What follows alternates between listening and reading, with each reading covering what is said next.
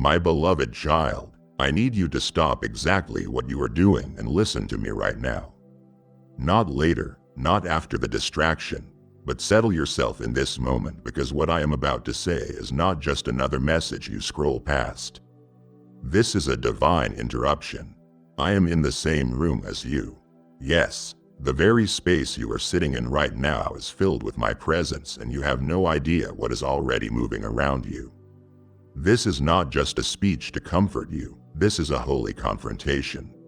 You have been asking if I am still near, and I am about to prove it to you, so don't you dare scroll. Do not mute me halfway, and do not treat this like background noise. Watch until the final breath of this word, because I will speak things that rewrite your atmosphere. Every second of this is laced with purpose, and every moment is charged with glory. Stay, my child, because if you walk away too soon, you will miss exactly what you were born to hear. My beloved child, hush the noise of your surroundings and the whirlwind of thoughts spinning in your head. This is not a casual moment, nor is it fleeting or random or imagined. It is divine, it is deliberate, and it is happening now. Right now, while your eyes read these words and your chest rises and falls with every breath, I am here. I am not just watching you or thinking of you from a distance. I am in the same room where your pain has echoed in silence, the room where your prayers have been whispered between tears. I am standing beside you with the full weight of my glory, yet with the tenderness of a father whose love cannot be measured. This isn't poetic imagery, and this isn't some comforting thought crafted to make you feel better. This is the truth. This is your reality, and it is more real than the chair beneath you or the walls surrounding you. My presence is not far off, it is here. I have stepped in not because something went wrong, but because something is being set right. The time, the alignment, the call, and your spirit have all merged into this sacred second, and I chose this very breath to make you aware that you are not alone. You have waited for my voice, hoping for signs in the sky or miracles that shout with thunder, but child, I am not just a God of spectacle. I am the God of stillness, of breath, of intimacy, and I chose to step into your room with quiet majesty because I wanted you to feel me before you saw me. I didn't send a messenger, and I didn't tap someone else on the shoulder to comfort you. I came myself. I have watched your soul grow weary with wondering if I left, if I grew distant, or if perhaps you did something wrong that made me turn away. But hear me clearly, not only have I never left, I have been leaning in, waiting for your spirit to be still enough to notice that I was here all along. My child, what you are feeling right now is not just emotion, it is an encounter. It is the brush of eternity against time, the echo of my voice that never stopped speaking. Even when your ears couldn't discern it, you were never waiting for me to arrive. I was waiting for the silence to become deep enough that your heart could hear the truth. I am in the room, and when I step into a space, it becomes sacred, it becomes holy ground. So take off the shoes of performance, lay aside the garments of guilt and shame, and stand or weep or kneel, however your soul must respond. But do it knowing this: you are not entertaining a fantasy. You are experiencing the nearness of your Creator. I did not come to visit, I came to stay. My beloved, I have listened to every whisper that trembled out of your chest when you thought no one was awake. I have seen your face pressed against the tear-soaked pillow, your voice too fragile to rise above a whisper, and yet that whisper was thunder in my ears. You didn't realize it, but every syllable you spoke in pain became a sound that shifted heaven. You may have cried yourself to sleep thinking I was distant, but child, I was right there. I didn't just hear your words, I felt the ache behind them. I didn't need volume to be moved, I needed your honesty. And oh, how you have been honest with me in the darkness. You never had to shout for me to hear you. You never had to write the perfect prayer or quote a single verse to capture my attention. You simply had to be real. And you were. In your weakness, I leaned in closer. In your trembling vulnerability, I drew near with all the tenderness of a father who never grows weary of his child's voice. I was never looking for a performance. I was waiting for the rawness of your heart, and you gave it to me. I want you to know that I didn't stand back watching you suffer from some distant heaven. No, I came down and sat beside you. I was in the quiet corner of your room, closer than your own breath. I watched the war behind your smile, the exhaustion behind your routine, and while the world saw someone strong, I saw someone carrying too much alone. That is why I chose this moment right here, right now, to tell you that you don't have to carry it alone anymore. I'm not waiting for you to clean yourself up or finish your breakdown so I can step in. I already have. My robe is brushing the broken places on your floor and my hand is resting on the parts of your heart that ache silently. This is not figurative, child. This is me, Emmanuel, God with you, seated in the room, feeling the temperature of your sorrow, wrapping myself around the chill of your loneliness. You thought, if God really loved me, wouldn't I feel him? And I say to you, you have felt me. In the moments when strength surged for no reason, when peace quieted the chaos without warning, when tears fell but didn't destroy you, that was me. So listen closely now, because I am speaking straight into that place inside you that still wonders if your voice matters to me. I am telling you, not as a distant king, but as the one sitting at the foot of your bed right now. I have heard every word. Even the ones you were too afraid to say out loud. Even the words you whispered to the ceiling at 3:00 a.m. hoping someone, anyone, might be listening. I didn't just hear them, I caught them. I stored them in the books of heaven as holy. Not one syllable was wasted, not one question went unnoticed. Not one ache was too small for my concern. You need to know this. When others dismissed your struggle, I archived it. When others ignored your pain, I engraved it. And when you thought no one saw what it cost you to keep trusting me, I saw everything. I don't forget what you say in private. In fact, the things spoken in secret have the loudest impact in my kingdom, because the prayers born from pain are the ones that shift atmospheres. Yours, beloved, have not only moved me, they have moved what you cannot see. You thought I was silent, but I was answering you in realms beyond your comprehension. Before you even opened your eyes today, I was already here, waiting, preparing, anticipating this encounter. Before the weight of this world pressed its fingerprints on your shoulders again, I had already written my fingerprints across the timeline of your day. Nothing you have experienced today was unknown to me, not the weariness, not the disappointments, not the aching silence you have grown used to. I saw it all coming, and I positioned this moment as a divine collision between your desperation and my sovereignty. You didn't just stumble into this message, you were summoned. You were drawn by an invisible cord of grace, one I have been tightening around your heart slowly, gently, lovingly, until you could no longer ignore the tug. That tug, beloved, was me. I have orchestrated this exact breath, this very second, this quiet room, and this screen before you, because I needed to say something that all your noise, all your striving, and all your survival could no longer drown out. You are not invisible to me. You may have felt ignored by people, overlooked by opportunities, bypassed by blessings, but child, never once have you been forgotten by me. I have etched your name into the folds of eternity. It doesn't fade, it doesn't slip through the cracks of divine memory, and you are not lost in the crowd of my creation. You are the focus of my attention. You are the subject of my orchestration. This moment is not just a passing comfort. This is divine proof that I still write your name in places the world cannot access. This is heaven's handwritten reminder that you matter more than you have dared to believe lately. I didn't allow you to feel the weight of loneliness to punish you.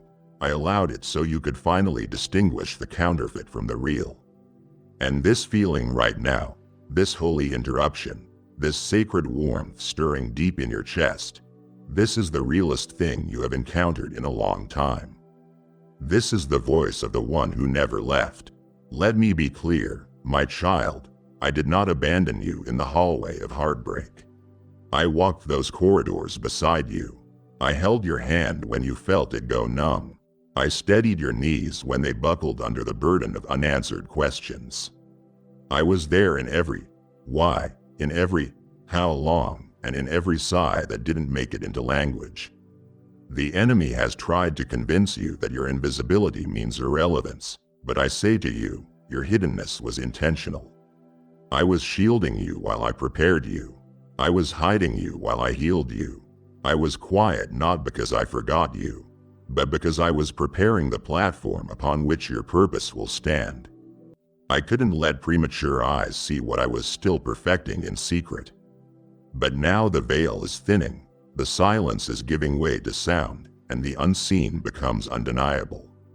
I am not just reminding you that you are not alone, I am proving it with my presence, with my power, with a moment so saturated in me that it will become the cornerstone of your next chapter. This is not the end of your waiting, this is the turning of the page. My beloved, the atmosphere around you is not still, it is saturated. It is saturated with glory, soaked in the scent of breakthrough, and thick with the weight of what has long been prophesied over your life. Though your natural senses may still be trying to catch up, your spirit already knows. It recognizes the rhythm of my footsteps, the quiet combustion of the divine in motion. That stirring you felt in the stillness, that unexplained ache that rose in your chest when nothing around you seemed to warrant it, that wasn't anxiety. It was awakening. I have entered the room, and with me comes the tremble of transformation. I don't step lightly when I step in love, and for you, beloved, I stepped in with thunder disguised as tenderness. Every cell in your being is reacting even if your mind doesn't know how to name it. That heat behind your eyes, the inexplicable pressure in your chest, those aren't random. They are resonance. Your soul is echoing the presence it was designed to long for. I am shifting the atmosphere not with noise, but with weight, not with a scream, but with sacred stillness. When I move, it's not always loud, but it is never small. The weight of my glory settles like thick dew on dry ground. It sinks into the places where you felt barren and breathless. This is not imagination, this is incarnation. The word becoming presence, not just in the world, but in your very room. The temperature of your circumstance is changing not because conditions are perfect, but because I showed up. You have been asking, when will something finally shift? And here is my answer, now. Not next year, not when you are stronger, not when you have more faith. The shift begins not when the world makes sense, but when your spirit begins to sense me. And child, it already has. Your inner world is vibrating with anticipation because heaven has descended and it is not leaving empty-handed. Don't be surprised if things begin to feel unfamiliar. The shift doesn't bring comfort first, it brings contrast. What once felt safe may now feel suffocating. What used to satisfy may suddenly seem stale. That is not a sign that something is wrong, that is a sign that you have changed. The old wineskin cannot contain the new wine. I am expanding your capacity by stretching what has been too tight for too long. Yes, the ground beneath you is moving. Yes, the air around you is charged. And yes, the ache in your spirit is real, but none of it is chaos, it is consecration. I am not disturbing your world to destroy it. I am disrupting it to deliver you into something deeper, something designed, something drenched in the details of your destiny. I didn't come to tickle your emotions. I came to till the soil of your calling, to break through the hardened places and make room for the seeds I have planted to erupt in bloom. So do not fear the shift. Do not retreat from the shaking. This isn't the enemy rattling your cage, it is me rattling the chains. Chains of disappointment, chains of delay, chains of diminished dreams. I am not here to ask for permission. I am here to possess what is mine. And you, beloved, are mine. Fully, deeply, irrevocably. The atmosphere knows it. The angels surrounding you know it. The enemy knows it, and now it is time you remember it. When I step into a room, things must bow. Fear must flee, confusion must dissolve, hope must rise. That is the climate of my presence, and it is the climate you are breathing in now. This is not a metaphor, this is manifestation. This is me interrupting the rhythm of the world around you to restore the sound of heaven within you.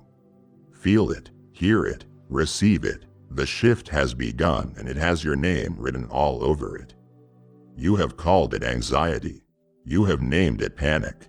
You have tried to silence it with distractions, drown it in noise, and suffocate it with logic. But child, that tightness wasn't a threat, it was a tap. A holy touch, a divine disruption. You weren't losing control, you were coming into alignment. That pressure in your chest wasn't the world closing in on you, it was your spirit expanding. Stretching, breaking open under the weight of awakening. You weren't being crushed, you were being called. You see, when my presence gets close, your body responds. Your breath stutters, your thoughts scatter, your heart begins to pound because it is sensing something deeper than intellect. That is not chaos, that is contact. Heaven colliding with humanity, eternity brushing against your temporal mind. And it is me, it has always been me.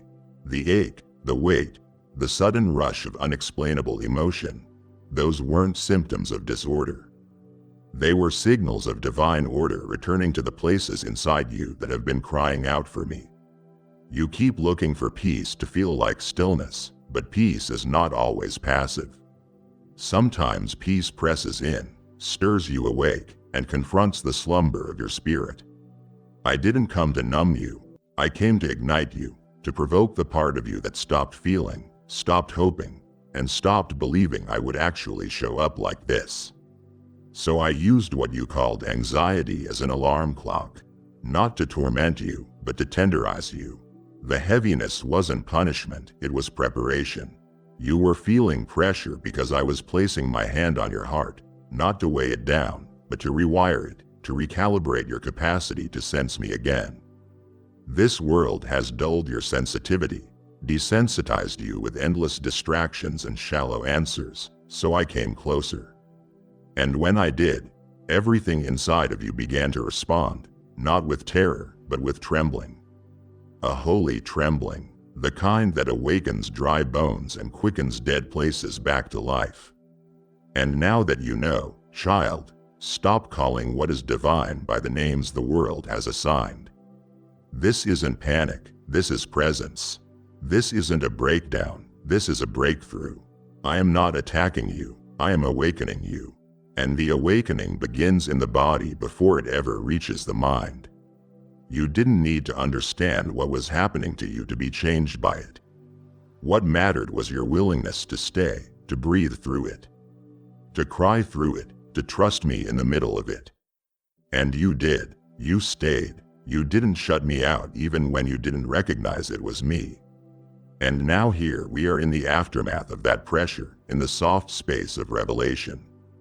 I was never trying to scare you, I was simply shaking loose the numbness that had settled on your soul. I came for your heart, not just your head. I came for your nearness, not your performance. And now I want you to embrace what you have been resisting. Let the tears fall, let the breath come deeper. Let your hands open. The pressure has shifted into presence. The ache has transformed into access. And the same weight that once overwhelmed you is now the glory resting on your shoulders.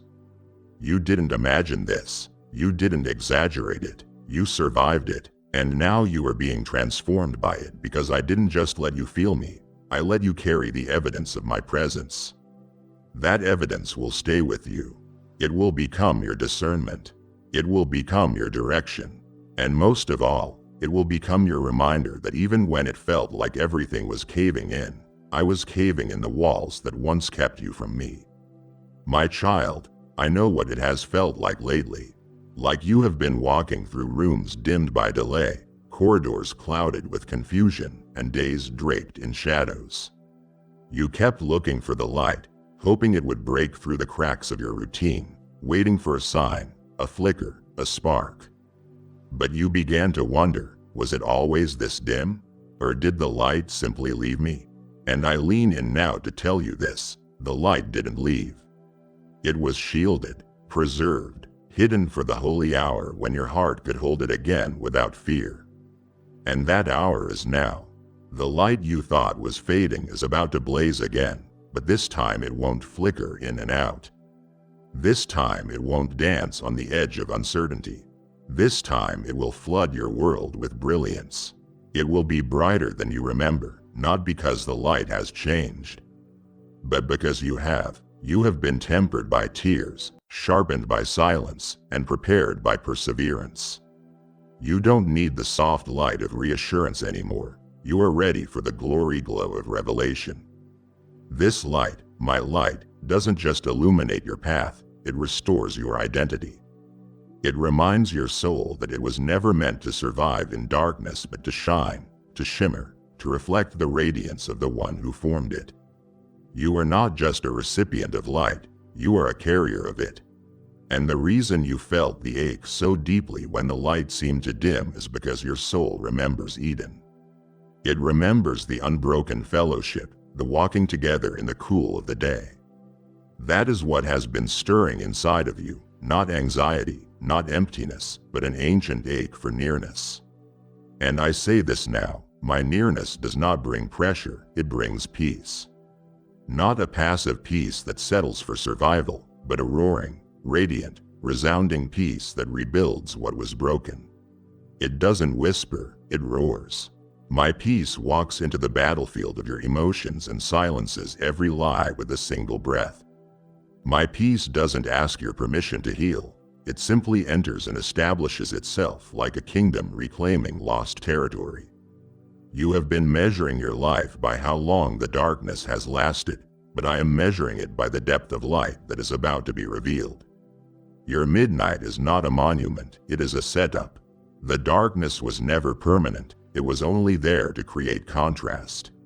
So when my light breaks in, it won't just change your surroundings, it will transform your soul. So don't flinch when the brightness returns. Don't shield your eyes from the very thing you once begged for. Let it in. Let it warm your frozen places. Let it flood the corners you thought were too far gone. The cold seasons did not kill your calling, they clarified it. And now my light is coming, not as a trickle, but as a tidal wave, brighter than your past, stronger than your pain, warmer than the love you lost. This is not recycled comfort, this is resurrected communion. And it begins with one simple truth: I never left. I never withdrew. I never turned my face away. I have been walking with you through the shadows, not because I needed you to suffer, but because I needed you to learn to discern me even when the lights went out. Now, child, look up. The dawn is breaking and it carries your name. You have asked me over and over again, God, if this is real, give me a sign.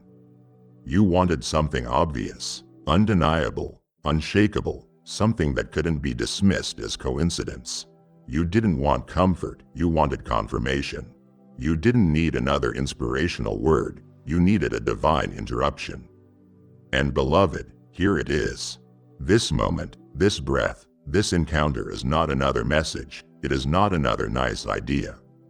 This is me. I didn't send a signal. I didn't delegate this delivery. I didn't whisper it to angels or drop it in shadows. I came myself because what you are walking through is too important for second-hand revelation. I came to meet you in person, in spirit, in the sacred intersection between your question and my answer. You stood at the crossroads of doubt and desire, whispering prayers you were scared to say out loud. You wanted to believe, oh, how you wanted to, but you were afraid to be wrong again. Afraid to get your hopes up only to see them dashed. Afraid that maybe this wasn't really me speaking after all. But I tell you now with thunder behind every syllable and tenderness in every pause. This is me, and I am not just responding to your need, I am fulfilling a promise. You asked for clarity, and clarity doesn't always come through clouds parting or stars aligning. Sometimes it comes through a sacred whisper that pierces deeper than sound. Sometimes it comes when your spirit knows before your mind can understand. And that is what is happening now. A heat behind your eyes, that pull in your chest, a tremble in your soul that refuses to settle. That is me confirming what you already suspected deep down but didn't dare believe. I am speaking and you are hearing me rightly. You thought, maybe I'm just making this up. You are not. You thought, maybe it's just wishful thinking. It is not. I am confirming what you have only had glimpses of until now. I am coming close not to demand, but to validate. I am removing the fog. I am removing the need for middlemen. I am speaking to you directly, intimately, undeniably. And I am doing it because this season of your life requires precision, not guesswork. You can't afford to hesitate anymore. You can't afford to walk half sure, half doubtful. And so I stepped in, not with suggestion, but with certainty. I am speaking and you are hearing. And let me tell you this, I would never train your spirit to hear me only to confuse you. I would never teach you my tone only to speak in riddles. No, beloved, my voice is becoming familiar. My presence is becoming your compass. And you don't need to explain that to anyone else. I didn't come to convince the crowd. I came to confirm your calling. So breathe. Stop asking for another sign. Stop questioning if this moment is holy. It is. I have surrounded it, saturated it, and sealed it with the signature of heaven. You don't need to wait for lightning to strike or fire to fall. The confirmation you asked for isn't coming from outside. It is rising from within because the one who called you is the one who confirms you, and I am here with you and I ground you. This is not the voice of motivation. This is the voice of the Messiah. This is not another word of hope. It is a decree from heaven. What you have been sensing, I now say aloud. Yes, it's me. Yes, I'm calling. Yes, you're hearing rightly. Yes, this is the time. And yes, I came myself because you are worth the journey. You may have grown so accustomed to being left behind, to being overlooked, to doors staying closed, that you almost expected me to do the same. But I didn't. I don't knock when the door is already mine. I don't wait to be invited into the very heart I created with my own hands. I don't hesitate when my child is hurting. I enter without permission, without warning, without apology, because when love is this deep, it doesn't stay on the sidelines. And child, I need you to hear this. I didn't just show up, I moved in. I stepped through the atmosphere with intention, carrying not just comfort, but covenant. Not just compassion, but commandment. You didn't even know how close you were to breaking, and that is why I broke through first. I interrupted your spiral. I intercepted your collapse. I entered not as a visitor, but as the victor, the one who wars for what belongs to him. And you, beloved, are mine. I don't leave mine in storms unshielded. I don't abandon them to the accusations of the enemy or the isolation of the midnight hour. I come armed with presence. I come soaked in mercy. I come clothed in justice. I step into the battlefield that fear erected around you, and I declare, this ground is no longer a war zone, it is holy. You didn't summon me with polished prayers. You didn't even call me by name. But I came anyway because I saw what you couldn't say. I heard what never left your lips. And I knew that delay would be defeat, so I overrode protocol and descended into your very space with the full weight of heaven's authority. This is not poetic, this is personal. This is not a dream, this is divine reality. I didn't need your invitation because your ache was loud enough. The groan of your spirit summoned me more powerfully than any formal request ever could. And now that I am here, truly, fully, undeniably, I need you to stop apologizing for being needy. I want you to stop viewing yourself as unworthy. I didn't show up because you had it all together. I showed up because you didn't. I didn't wait for your posture to be perfect. I came because your pain was prophetic. It was the proof that your heart is still alive, still open, still reaching, even if your arms were too tired to stretch. You are not an afterthought. You are not an obligation. You are not a burden I reluctantly carry. You are my beloved, my priority, my joy. And when you started to lose your grip, I tightened mine. When you started to fade, I came with fire. When you couldn't stand, I stood over you with the shield of my name. That is who I am. Not a distant deity waiting for performance, but a relentless father who rushes into rooms no one else dares to enter. So don't ask me if I'm staying. Don't wonder if I'll retreat. I didn't come to visit, I came to abide. I am not peeking in through the window of your heart hoping you'll let me stay. I have already made myself at home in the places you thought were too messy to be holy. And listen, the reason I didn't knock is because I never left. I have been here, silent maybe, but never absent. Waiting, yes, but never walking away. I don't leave mine. I don't lose mine. I don't overlook mine. You may feel lost in the world, but you are found in me. I came to remind you. I came to rescue you. I came to remain. Oh, my precious child, how often you have wept in silence, smiling with cracked lips and trembling hands. You didn't let anyone see the war behind your eyes. You kept functioning when you were falling apart inside. You put on strength like a borrowed garment, hoping it would last just long enough to get through the next conversation, the next obligation, the next unbearable day. And while others were applauding themselves for victories they shouted aloud, you were fighting in the shadows. Alone, undervalued, uncelebrated, but not unseen. Never unseen. I watched every single step, and not as a passive observer, but as a weeping witness, as a father who never took his eyes off his child. Every silent tear was a declaration of faith. Every hidden breakdown was a burnt offering on the altar of surrender. Every time you chose not to quit, even when quitting made the most sense, heaven paused and wrote it down. Yes, I have a record. Not of your mistakes, not of your missteps, but of your moments of obedience under pressure. You kept walking when your legs ached with despair. You kept speaking life when your own mouth wanted to taste bitterness. You kept extending grace when your heart was bruised by betrayal. And I didn't just notice, I honored it. I archived it. I documented every defiant act of faith you performed in secret when no one was watching but me. Do you know what that makes you? Not weak, not foolish, but dangerous. Because those who keep walking without applause are the ones I trust with assignments that require integrity. You didn't perform for attention, you persevered for purpose. And child, I saw it all. The quiet battles, the muffled cries, the "I'm okay"s that hit a breaking heart. You were never faking, you were fighting. And now it is time for the reward that doesn't come in stages, it comes in suddenness. Because where heaven has witnessed, heaven responds.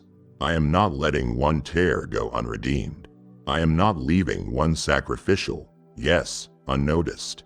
Your loyalty in obscurity is what has activated visibility.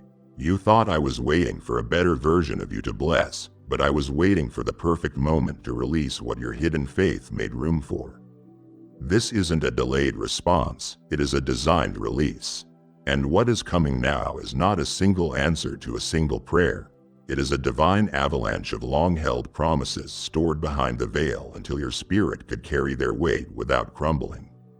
What you did quietly, I am about to honor publicly.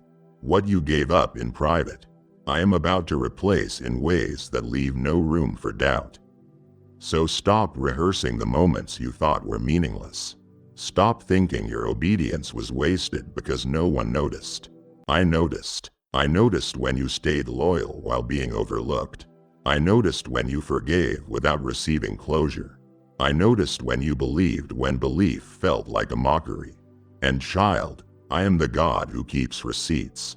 I am the one who weighs tears heavier than words. I am the Father who turns hidden obedience into historic outpouring. You were never passed over, you were preserved.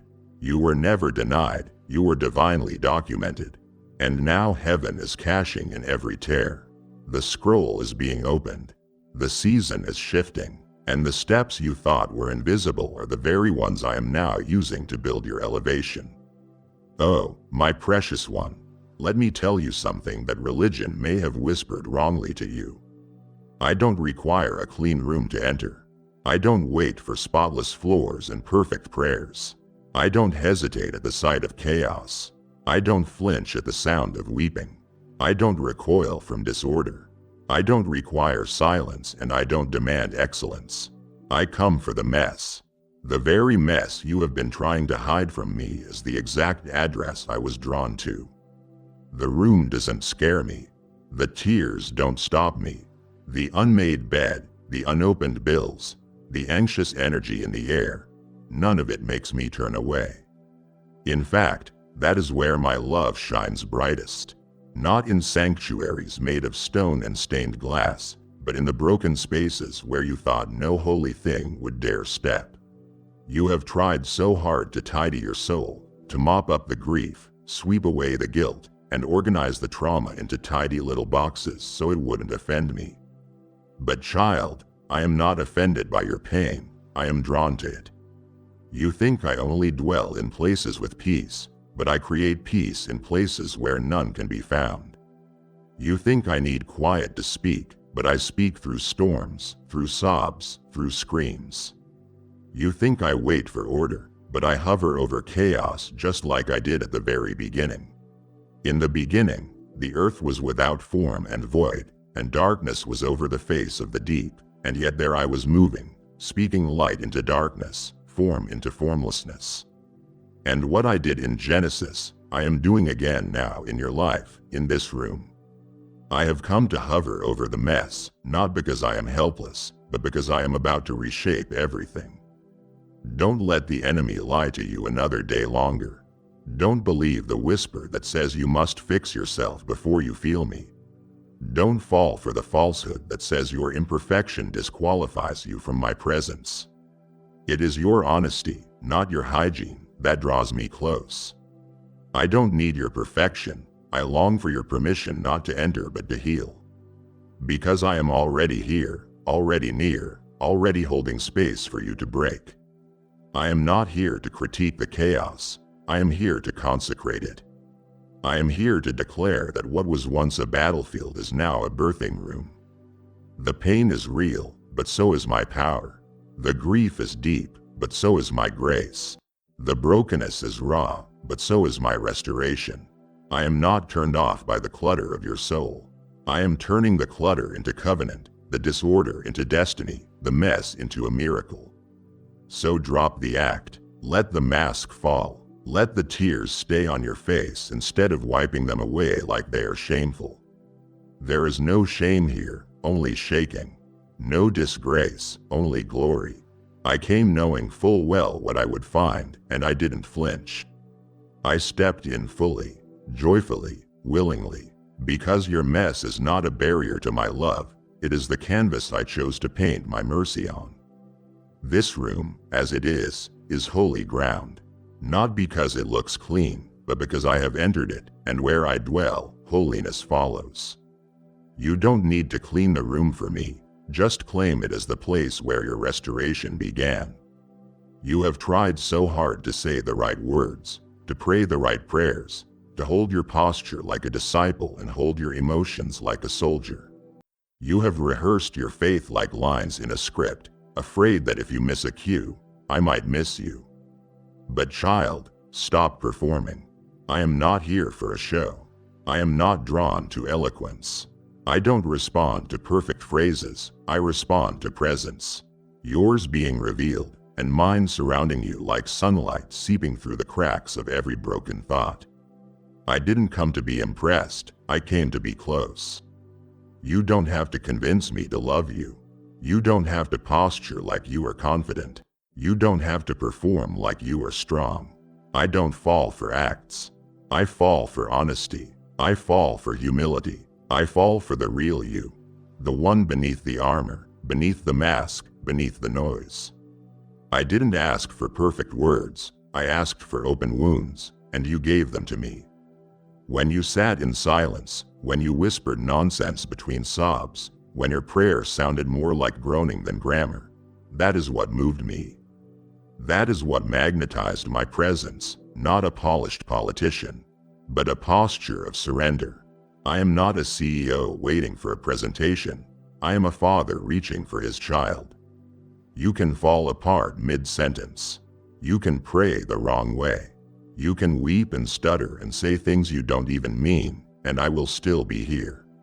Still loving, still listening, still leaning in.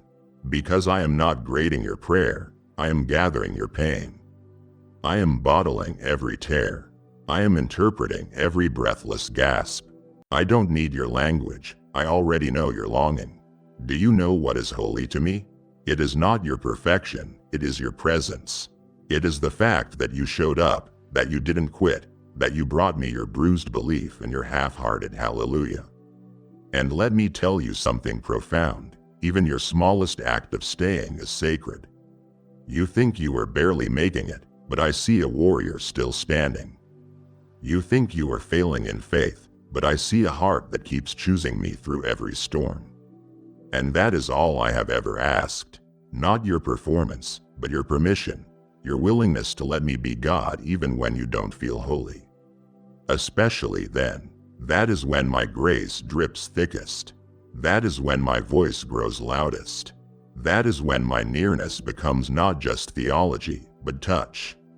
So now, let's drop the act together.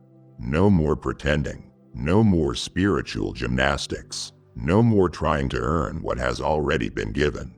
I came for presence and I got what I came for, you. Not your resume of righteousness. Not your record of wins. You. Sitting in this moment, breathing in my grace, leaning into my love. That is enough. That has always been enough.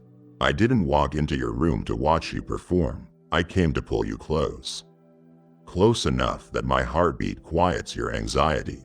Close enough that your brokenness begins to believe in beauty again.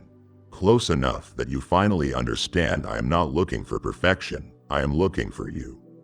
And now that I have found you here, I am not going anywhere. There have been days when my silence felt suffocating. I know the nights when the void screamed louder than your prayers and you wondered if I had gone quiet because you had done something wrong. You searched your memory for what you could have missed, what sin or slip might have sealed my mouth.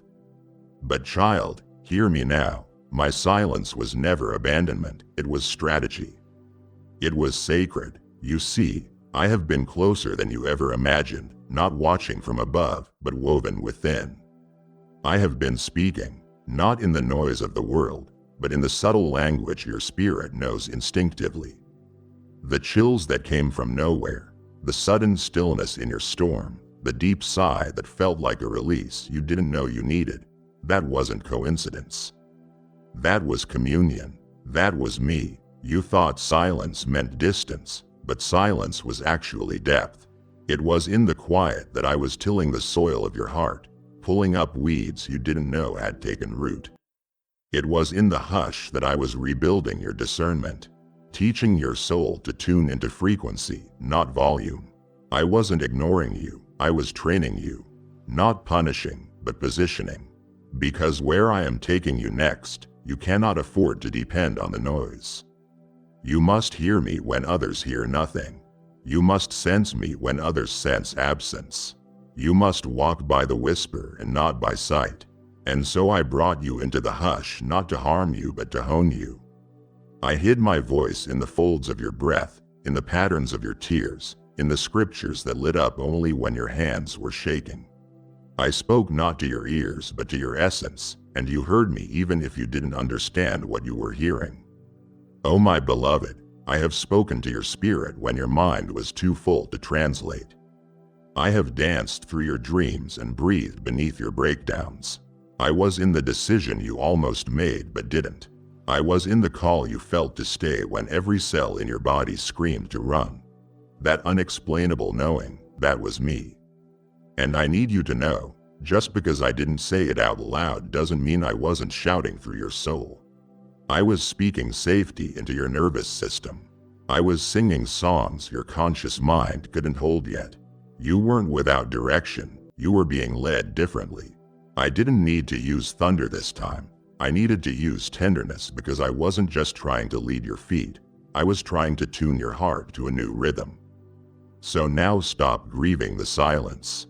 Don't mistake quietness for coldness. Don't let the enemy tell you I withdrew. I didn't step back, I stepped in deeper. I didn't disappear, I became indistinguishable from the very breath inside your lungs. The stillness you fought against was actually the space where your spirit was being recalibrated. It is why you feel different now. It is why you know things you didn't know before. It is why peace follows you even when understanding doesn't. Because I have been building in you a language of intimacy, and soon you will speak it fluently.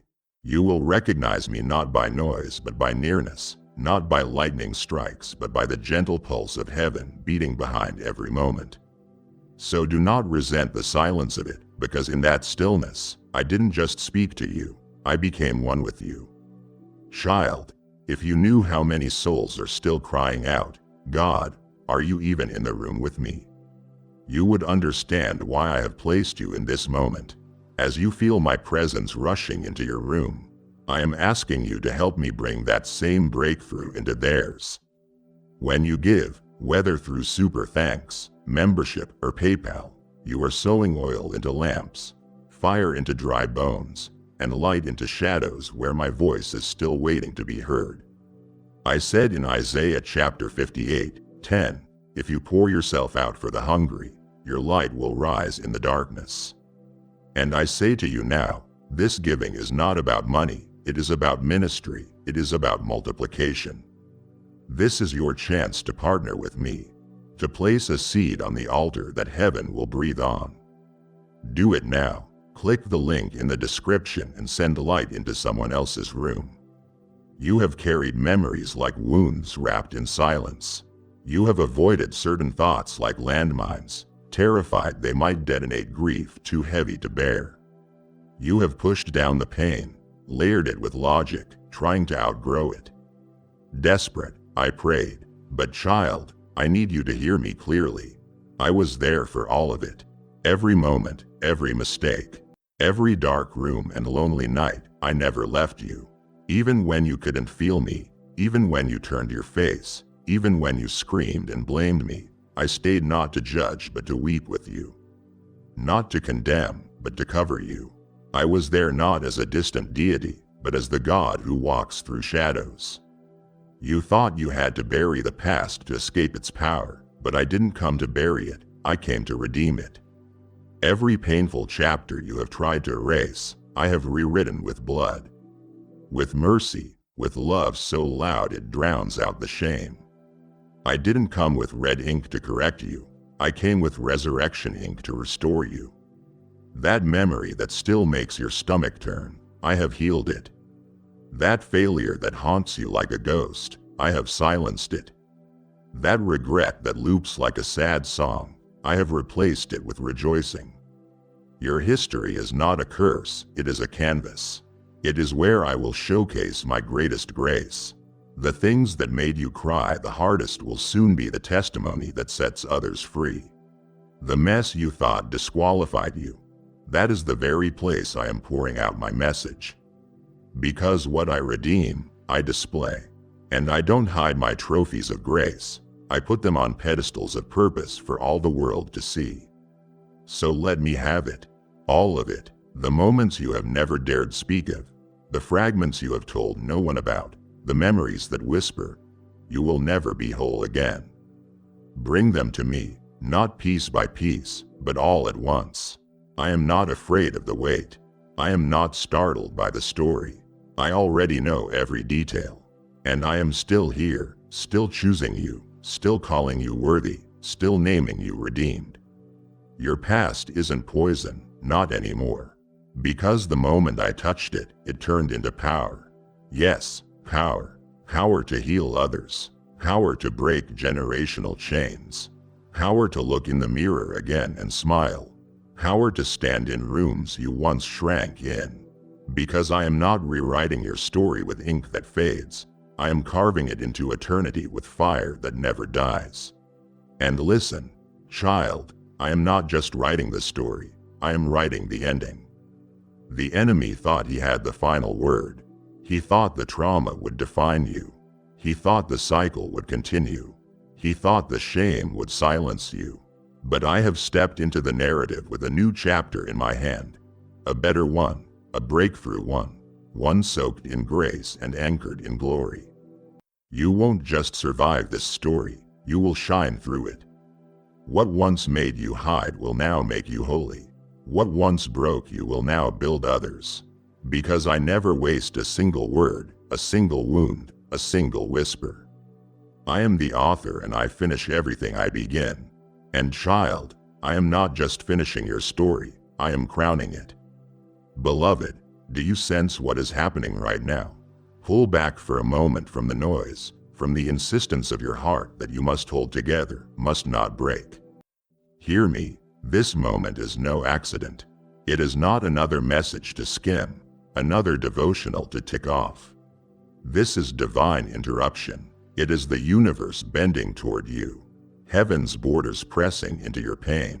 My very presence intersecting with your aching soul. I have not waited for your readiness. I have not held back until you felt strong, until you felt worthy. I came anyway.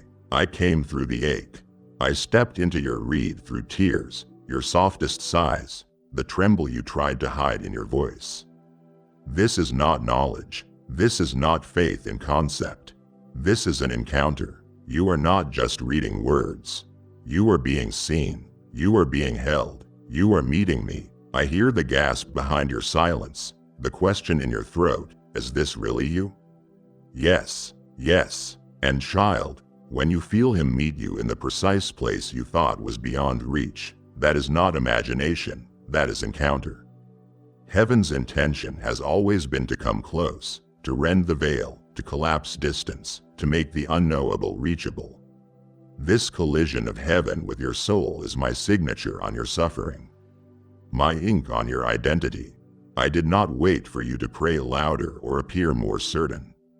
I came into this very second, not because the timing was convenient, but because your brokenness was a beacon.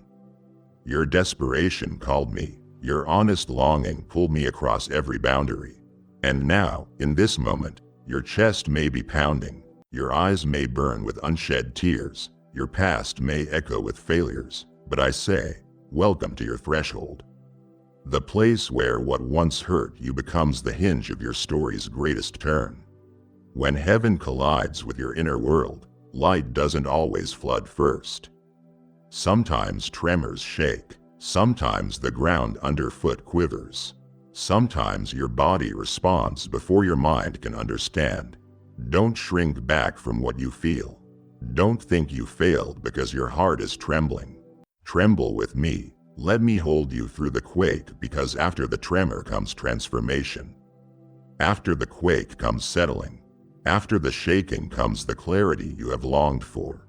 And you, beloved, will rise out of this divine interruption stronger, more radiant, more aligned to purpose than you have ever been. This moment is not just for comfort, it is for a call. It is for consecration. It is for you to be reformed, renamed, remade in my image and design. So breathe. Let your pulse slow in my presence. Let your pain become my podium. Let this intersection between what you have carried and what I carry be the place where heaven stakes its claim in your story.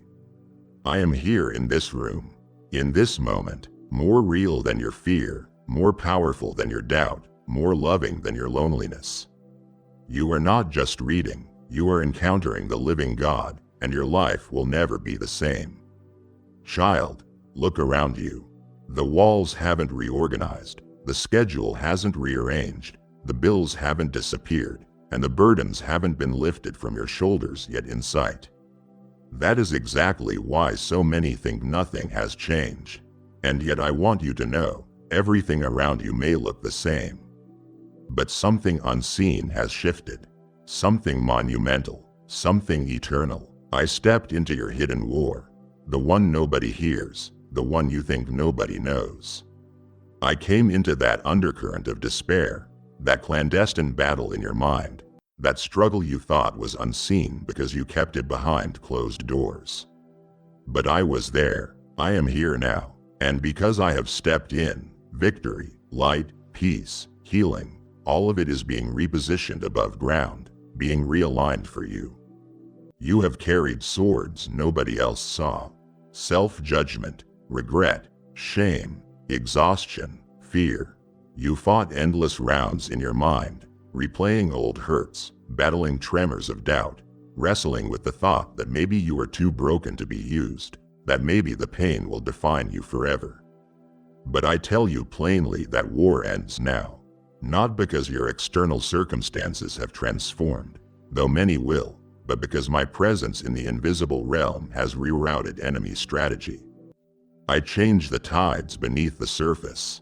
I move the route of the attack so that what you see will soon move. The shift you feel in your bones, that bending, that looseness in your chest, that subtle hope defying despair. That is the hinge point turning your hidden war into your heralded victory. Have you noticed in the middle of your worst moment some light flickers? A whisper of peace in the chaos? A memory of faith you thought was burned up? An unexpected kindness? A moment of rest in your spirit? Those are not too small. Those are my flags raised in the battleground of your soul.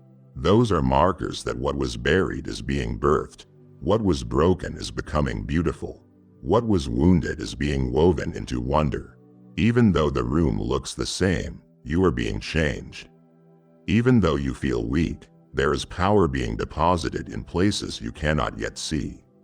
Even though your voice trembles, I am lifting it. Even though your heart shakes, I am steadying it. Heaven has already recorded the battle. Heaven has declared the outcome, and I have come to lead you into the break. So do not despise the ordinary today. Do not reject the familiar because it looks unchanged. Do not measure my movement by your superficial environment. Measure by what is stirring in your soul. Measure by the dreams that still pulse. Measure by the hope that still whispers. Measure by what you sense beyond sight. For I have stepped into your battle and I will fight it with you. I will carry you through the fire. I will guide you in the darkness. I will settle you in my peace. You will walk out of this unseen war redeemed, restored, and radiant because I did not come to send signs. I came to settle the war, and it is already happening. Beloved, listen to me. The weight you have been dragging in the secret places, the shame, the fear, the not enough, the always anxious, the always trying harder, all that has been crushing your spirit in silence, it has bent you over from the inside. It made your chest feel like it can't take another breath, made your mornings heavy like they'll never be lighter, made your nights wide awake though your soul begged for rest. I see it, I know it, I have carried it even when you thought you carried it alone. And now, because I am here, because I have stepped into this room, because my presence saturates the air you breathe, you don't have to carry that burden anymore. You can release it, you can lay it down, you can lean back into me. You don't have to pretend you are strong enough to hold it anymore. Let me hold it. Let me be strong for you have already done more than you knew possible. I am not speaking in a whisper now. I am speaking with thunder wrapped in gentleness because what you are carrying is colossal, but so is my capacity. That burden has been invisible because the world doesn't see the shadow of anxiety, the late night tears, the prayer whispered in fear. But I have every sight, every stiffening of your neck from bearing shame, every moment you forced to smile, every whispered, "I'm fine," when you were far from fine. I cataloged them. The ledger of your sorrow is written in heaven, and I am decreeing right now, that ledger is being erased. That burden is being transferred. The load is leaving your shoulders. The weight is being lifted from your back and you will walk lighter. You will rise higher. You will breathe freer. But child, this giving isn't passive. Type yes if you are ready for the blessings that you are about to receive. And if you believe in Christianity, kindly show your support for our community by contributing super thanks. from $50 to $100. It is an act of war. It is a rebellion against oppression. When you surrender that burden, you aren't losing strength, you are unleashing strength. When you let go, you aren't being weak, you are becoming powerful in a way you never understood when you stop pretending and start releasing. I want you to stop right where you are and just breathe. You have opened up room for me to fill, and I am going to fill every hollow place that a burden has occupied. I want to pour my peace into the cracks of your spirit. I want to fill your lungs again with hope. I want your heart to have margin, your days to have breathing room, and your nights to be cradled in my absolute peace. You need to let go of the invisible so I can manifest the visible blessing. Let go of the shame so I can clothe you in freedom. Let go of the need to be strong and receive the I am. If the tears come, let them fall. If your hands tremble, let them tremble. If you can't even form the words, let me carry them for you. I am not chastising you for how long you held on. I am not counting the hours, the nights, or the tears. I am simply saying it ends now. Turn your palms upward, release the grit and give it to me. Every worry, every regret, every fear, every what if, every person who hurt you, I will take them. I will absorb them. Where you were once broken, I will rebuild. Where you were once burdened, I will birth beauty. Where you felt weak, you will know strength, my strength. You will know rest, my rest. You will know peace deeper than you ever imagined. Because the peace that comes from my presence is not merely calmness, it is restoration. It is redemption. It is resurrection. Give the burden to me now. I stand ready, arms open, heart wide, because I love you utterly and eternally. Oh, my dear child, the lies, they have been many. Those quiet lies, those poisonous whispers coaxed in darkness telling you that you are not enough. That you failed, that you don't matter, that you are too broken, that they left because you weren't good enough. Those voices became so familiar that you began to believe they were your own. You began to carry them like a heavy cloak, wrapping yourself in shame, shrinking yourself in rooms, speaking smaller than your spirit felt. But hear me now. Those whispers are not your story. You were not born for lies, you were born for truth. And I declare by my name that I silence them. I hush the whisperers. I extinguish the voices that said you are worthless. Because when my breath moves, lies lose their power. When my presence stands in your soul, darkness cannot hold its ground. When I speak, truth erupts. When I draw near, you will hear from heaven, not from the hollow voices of hopelessness. You have been wrestling with your value in the places the world doesn't see, the long nights, the shame-laden glances in the mirror, the feelings that your life is invisible, your contributions minimal, your dreams too grand for your current pain. But those feelings are fabrications of the enemy, not the fingerprints of my design. I created you with purpose, with precision, with passion. I wove intrinsic worth into your bones before you ever took a breath. I called you fearfully and wonderfully made. I named you my masterpiece. I tucked potential in your DNA that defies the whispers of insignificance. And so those lies, though loud, are being drowned out now.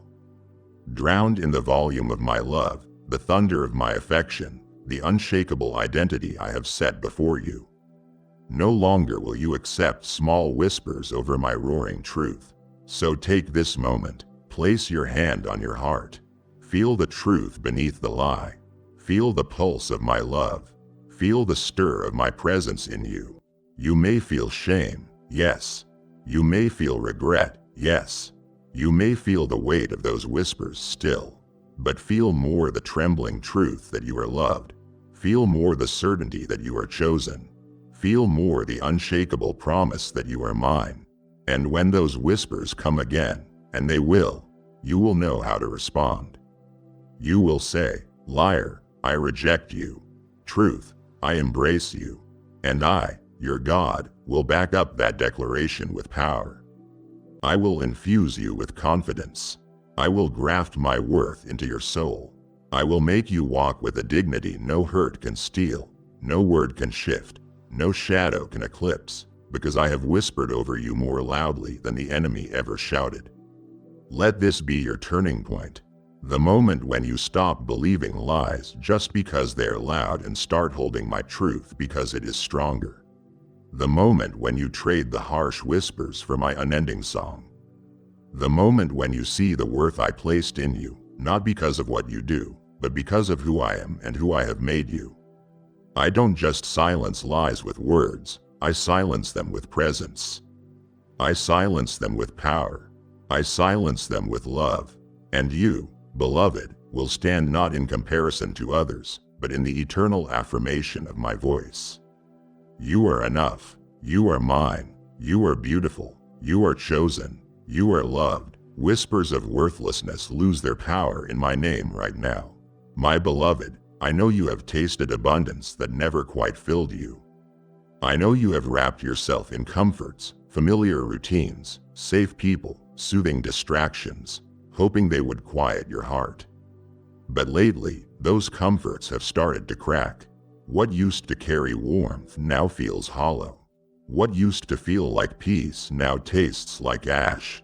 You have tried to fill the emptiness with what the world calls security, with what society says is success, with what you thought you deserved. But none of it has satisfied, not because it was meant to fail, but because I was carving out a place for something greater in you.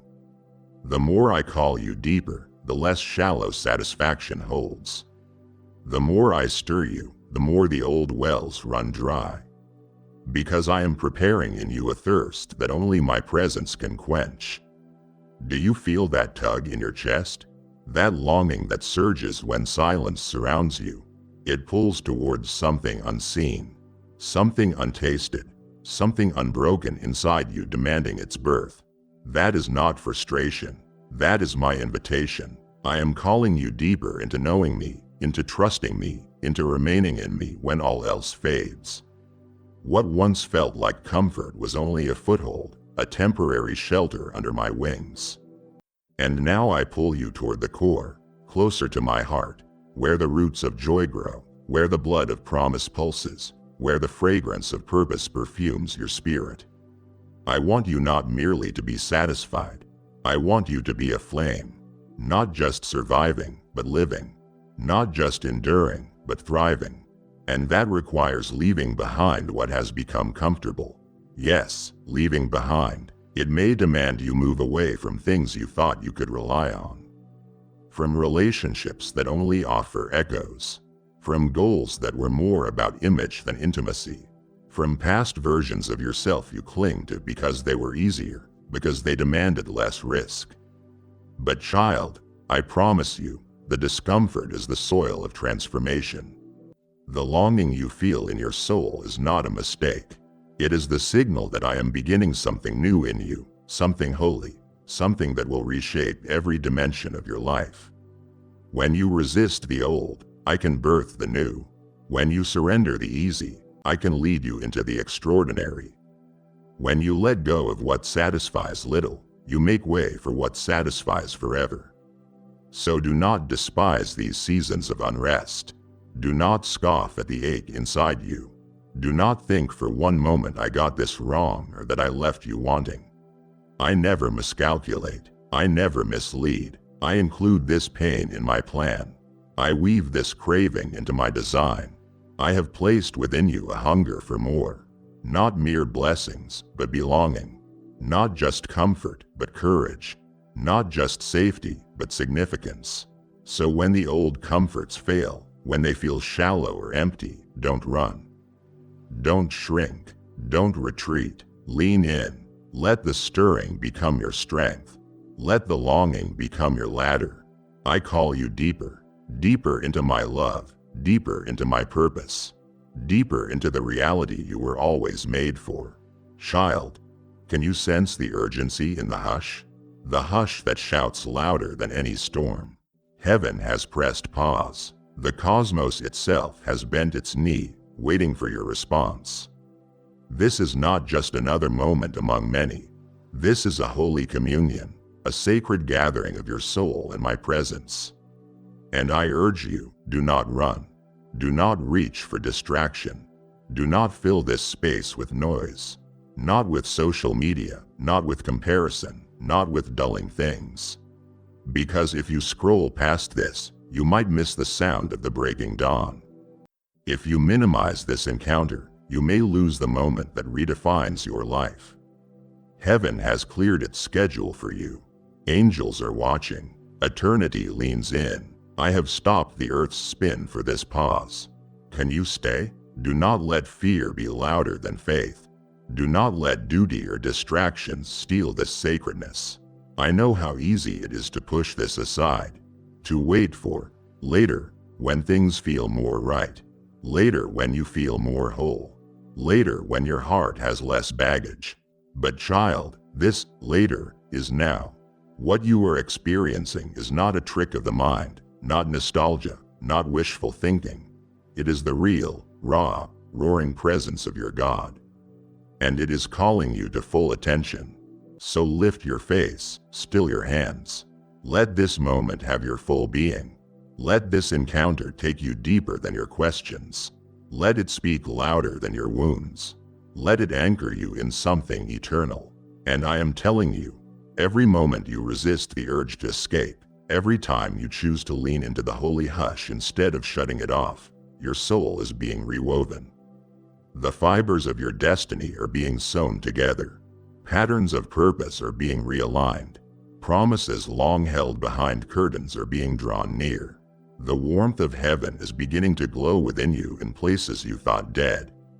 The light is burning off the residual shame, the residue of lies, the shadow of what you believed you had to be. Heaven paused everything else because what matters now is not what you do, but that you stay here with me. Not for performance, not for pride, not for posturing, but for presence. Stay, remain in this moment, breathe in me, let me breathe into you. Let me speak into your silence. Let your heart answer me before your mind can find the words. And you will never be the same. Heaven's pause is not just rest. It is revolution. It is the door opening. It is the beginning of what you have earnestly longed for. Don't run. Don't scroll. Don't miss it. This is holy. This is consecrated. This is yours. Beloved child, lift your eyes from the clock, from the calendar, from the calendar's taunts. I know you have been counting hours, measuring delays, comparing your walk to dreams that seemed to pass you by. You saw others stride while you stumbled. You watched doors open for many while your door felt sealed. In the silence, you wondered, am I too slow? Did I miss my moment? Is hope slipping through my fingers like sand? But I tell you now, you are not behind. You have not missed my timing. Every second that seemed wasted, every tear that spilled unseen, every night you felt alone, they have all been part of the preparation, part of the divine blueprint being drawn in the shadows. The tapestry of your life has threads that only my fingers could weave. And I have sewn every moment, including the ones where you felt lost, into lines of purpose.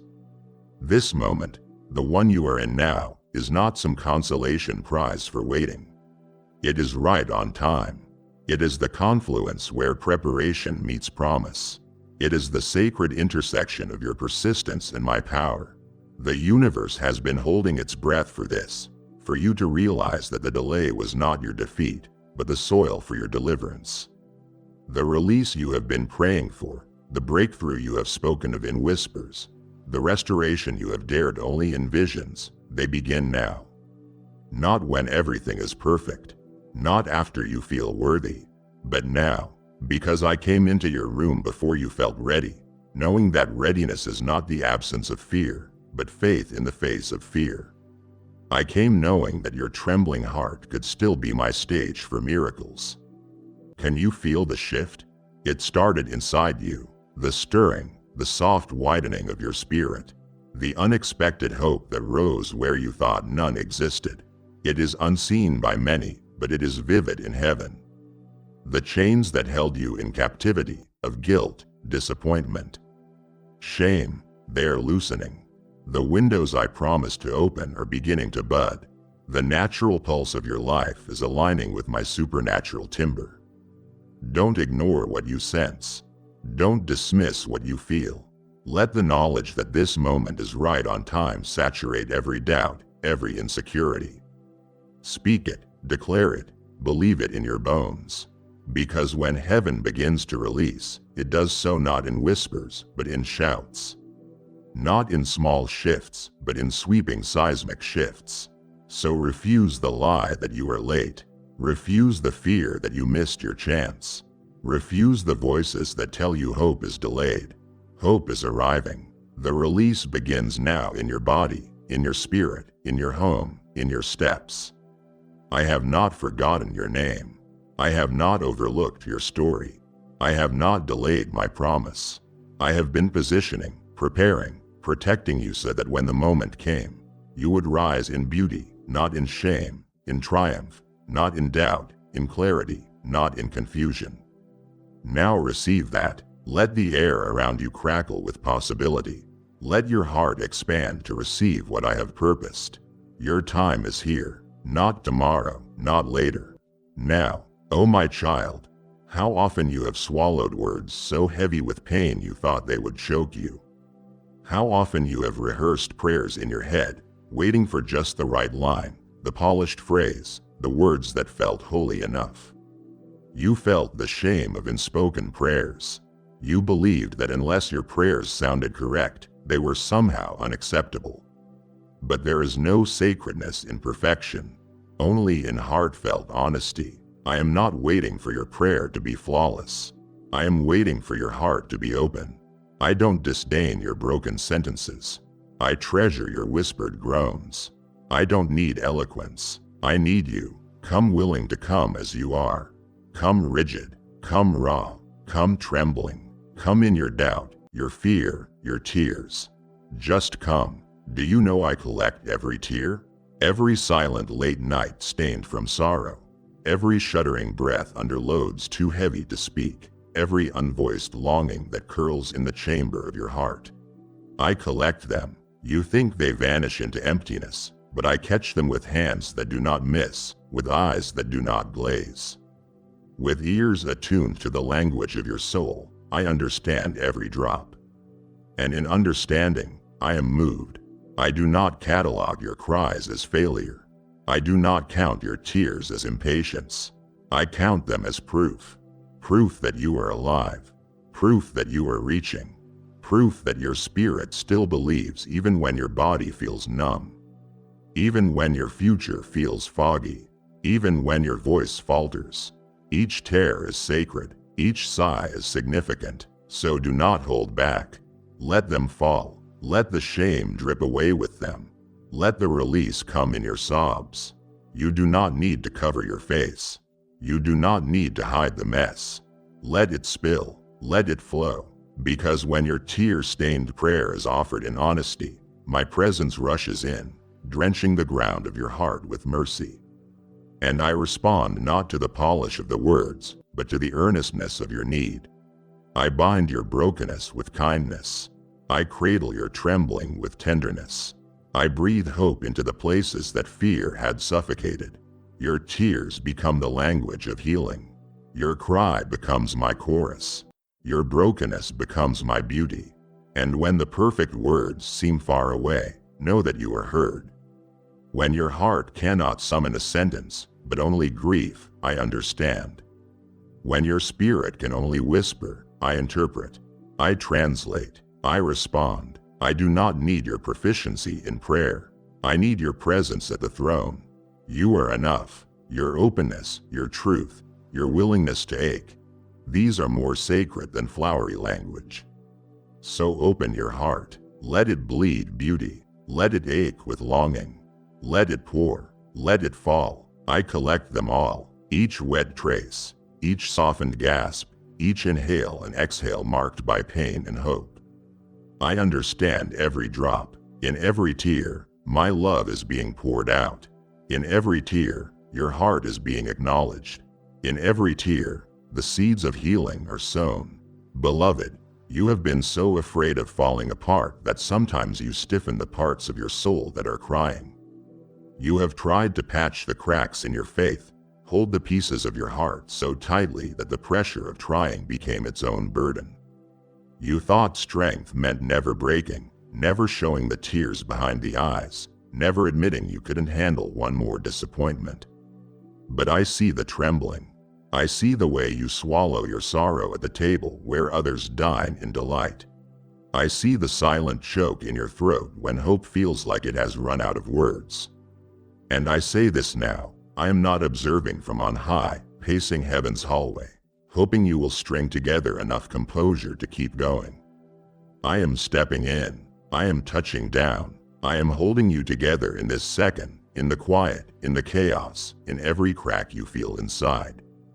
Because my hand is not distant, my hand is not conditional, my hand cradles what is breaking. You don't have to pretend, you don't have to shine, you don't have to polish your pain. I am holding what is raw, what is ragged, what is real. The weight in your chest that makes each inhale heavy, I have placed my palm over it. The heaviness in your bones that says you can't move, I lifted the burden even before you asked. The loneliness that echoed in night hours, I send my presence as a counter-echo. When you could not glue your spirit back together, my compassion became the glue. When you could not carry your brokenness, my grace bore every fragment. I am not waiting for your strength to show up so I can be available. I was already here waiting for you to encounter my strength, not your own. I do not need your performance to be powerful. I only need your permission to let me hold you. And now rest in the reality that your value is not measured by your composure but by my compassion. You are not upheld because you keep it together. You are upheld because I am holding you together. Even when your faith falters, even when your hope trembles, even when your heart is whisper aching, I am holding you together. Your tears are threads weaving strength. Your surrender is the soil of breakthrough. Your vulnerability is the vessel for my glory. So do not fear the breaking. Do not reject the weak places. Do not despise the moments you feel undone. For in the very places where you feel most fragile, I am building something unbreakable. I am weaving beauty from ashes. I am restoring the ruined places. I am binding your wounds. I am the God who holds you. Every strain, every sorrow, every weighted breath is in my palm. So let go of resisting the cracks. Let go of trying to pretend you are stronger than you are. Let go of hiding the pieces you think are shameful. Let me hold them. Let me hold you. In this very second, you are not falling. You are being held. My presence is the tether that holds your heart, the scaffolding under your brokenness, the firm foundation beneath your trembling. No, I am not pacing heaven hoping for your firmness. I am your strength. I am your clasp. I am your peace. I am your rescue. And child, I will not let go. As I begin unveiling the next chapter in your story, I am also inviting you to turn the page for someone else. You have been moved because you felt me in the room. Now help someone else hear me for the first time. When you give through Super Thanks, channel membership, or PayPal, you are not just donating. You are delivering living water to dry places. You are sowing into a harvest of souls I am calling by name. My word says in Proverbs chapter 11:25, those who refresh others will themselves be refreshed. And I am the God who never forgets a seed sown in faith. The moment you release it, I breathe on it. I multiply it. I shield it. I honor it. So act now. Sow into this word and become the miracle someone else is still praying for. Oh, my beloved child, I see your longing. I feel the ache in your spirit for something you can't yet name. Something beyond what you have asked. Something beyond what you have deserved. You have believed love when it was safe. You have walked close to grace when it came cheap. But lately, love has felt like it is slipping through your fingers. Like my nearness is a memory. like the good things you hoped for remain just out of reach. And in that ache, you have wondered, has God changed? Am I no longer loved? Have I somehow put you away? Listen, every doubt, every deserted feeling, every moment you thought I didn't care, they are not signs of my departure. They are part of my design. I am stretching you, child, stretching you for more than what you have asked, more than what you have imagined. More love, more fulfillment, more destiny, more fullness. Stretching is often painful. I know how your limbs feel pulled, how your heart feels stretched thin by grief and expectation and longing.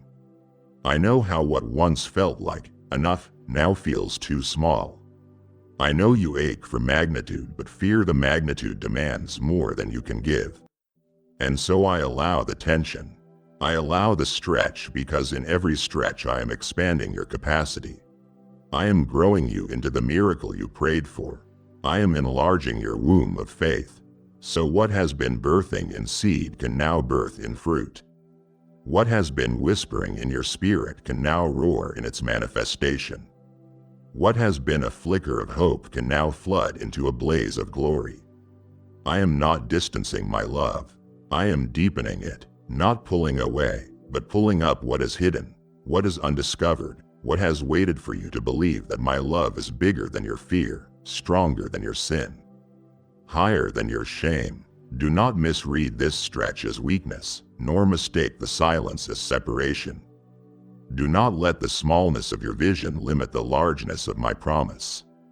Do not let the pressures you feel crush you, but let them cradle you into expansion. Growth is always messy. Stretching is always uncomfortable. But in the discomfort lies your masterpiece. In the tension is your transfiguration. In the longing is your legacy. You are being fashioned not into what the world wants you to be, but into what my heart created you for. More beauty, more purpose, more presence, more power, more peace, more promise. And so now I say to you, receive this stretch. Embrace the ache. Let the longing be your ladder. Let the space between what is and what shall be become the soil where faith takes root. I am with you in the tension. I am molding your heart in the pressure. I am sending love deeper than you have known. My love is not distant. It is not conditional. It is not provisional. It is intentional. It is expansive. It is interminable. And it is alive. Love you have yet to ask for. I am pouring it out. Blessings you cannot yet see. I am preparing them. Purpose you have not yet walked into. I am paving the way. The stretch is for more than you asked. It is for more than you imagined. My beloved, let this sink deep into the marrow of your soul. I never looked away, not once, not even for a heartbeat, not even when the tear soaked your pillow in secret, not when the doors closed on dreams you barely had the courage to speak aloud, not when your spirit whispered, "Where are you, God?" Through clenched teeth and silent alarms, I was there. I am there. I did not withdraw when things became difficult. I did not turn my face when your faith wavered. In fact, it was in those very moments, those hidden hollow spaces, that I leaned in closer than ever before. When you thought I was silent, I was scripting something sacred. I was authoring a chapter that required darkness so the light could be seen in full brilliance. You mistook my silence as absence. But child, silence is not always abandonment. Sometimes silence is the sound of seeds growing under soil. Sometimes it is the stillness before the rain that awakens the earth. You thought the pause meant I had forgotten, but I was memorizing every sigh.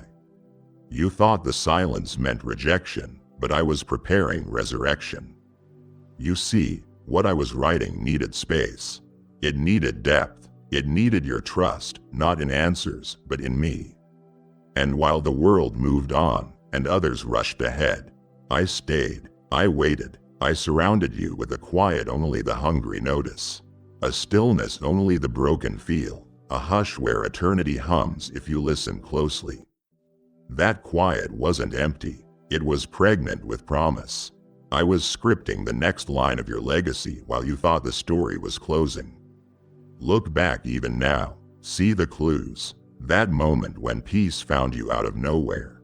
A text from someone you hadn't heard from in months. That whisper of courage when you were sure you would collapse. Those were my fingerprints. I was authoring lines in invisible ink, waiting for the heat of your surrender to reveal them.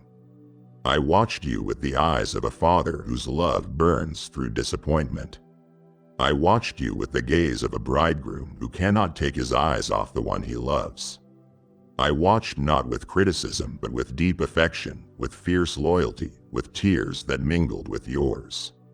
I watched not from afar, but from inches away, heart pressed to heart, breath close enough to stir your soul. So now, hear me, the next chapter has begun.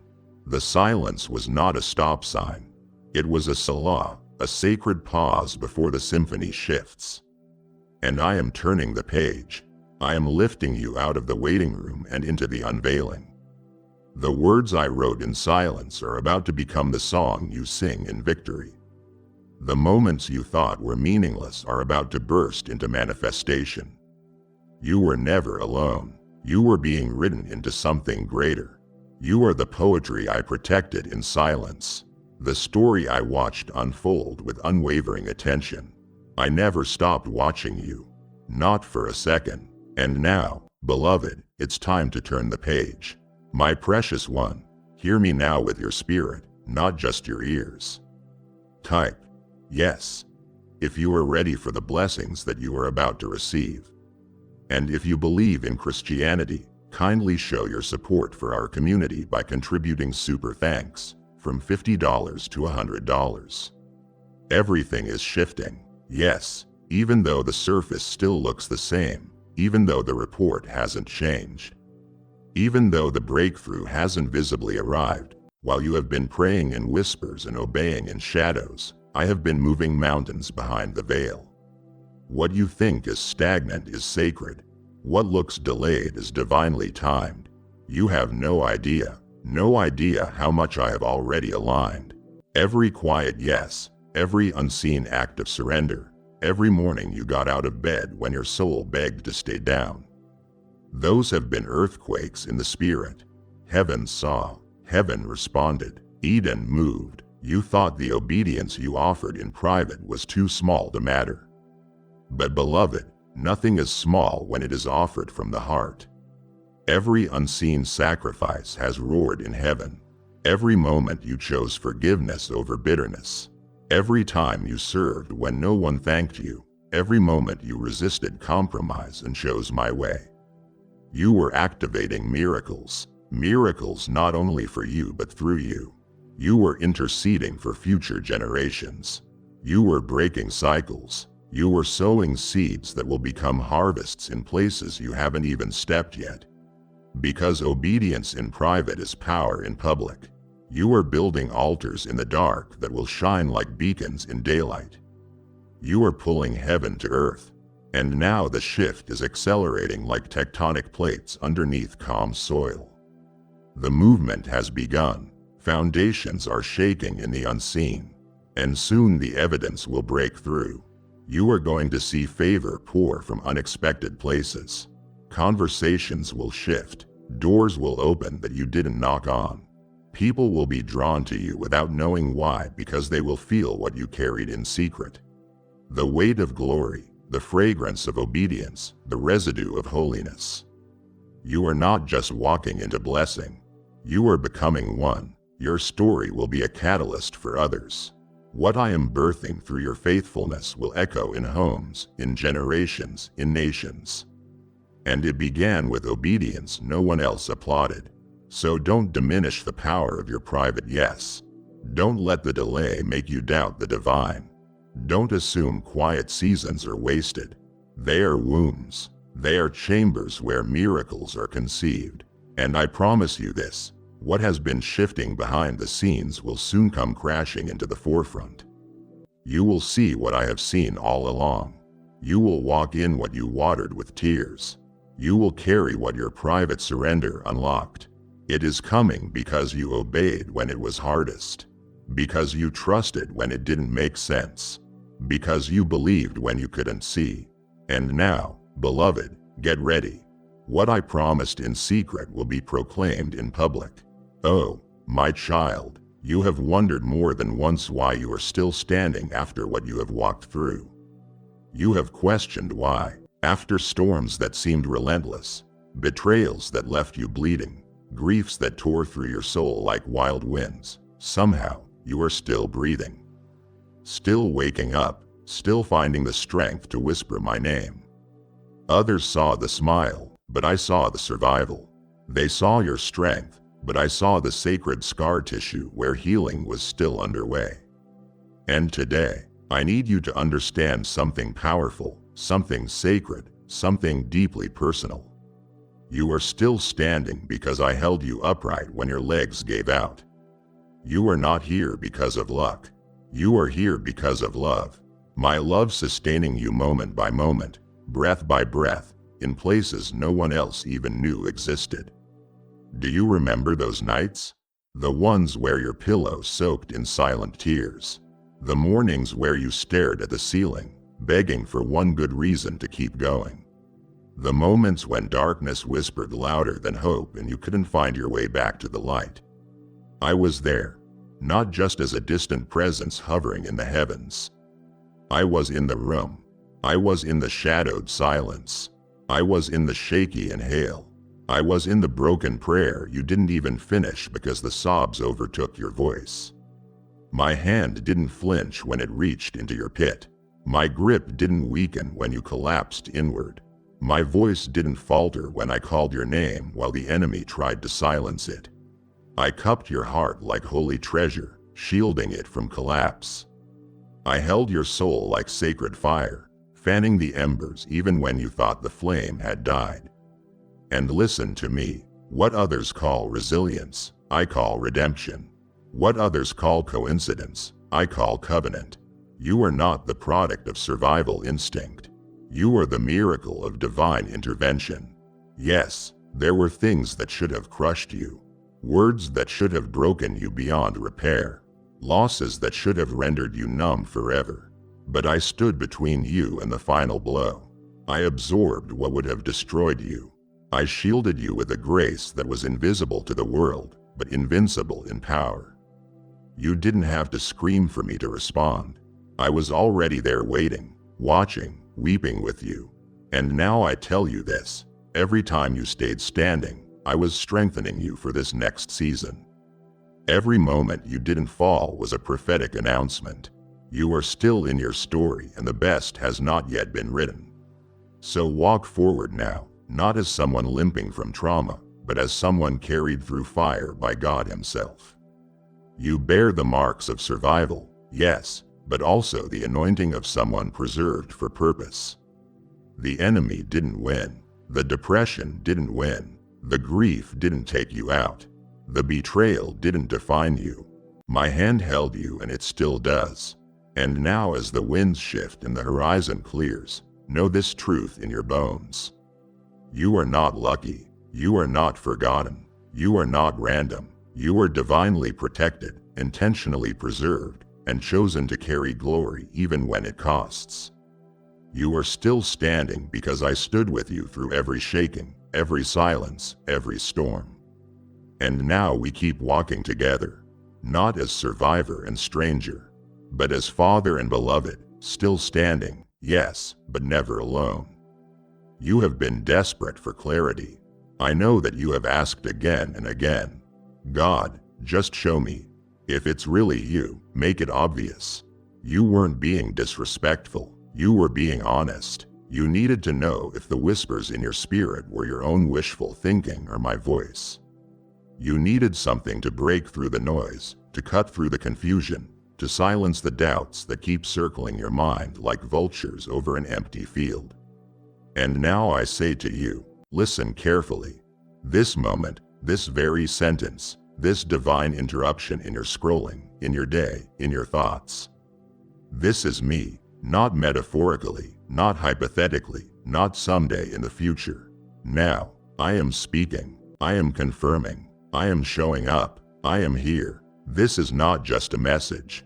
It is a manifestation. It is heaven parting the veil to let my voice come through without filter. This is not coincidence. This is confirmation. You felt me stirring. You have heard my voice in the quiet, in the stillness, in the scripture that wouldn't let you go. You have seen the repeated words, the recurring themes, the divine echoes that showed up in conversations you weren't even looking for. And yet you wondered, could it really be God? Yes, it is me. I have been talking for longer than you have been listening. I have been calling your name in every sacred silence. I have been aligning details, weaving signs, planting bricks. And now in this holy pause, I speak with thunder in my tenderness. I am the God who sees you, who knows you, who has not forgotten you. This is your confirmation. You are not crazy. You are not chasing shadows. You are hearing me, child.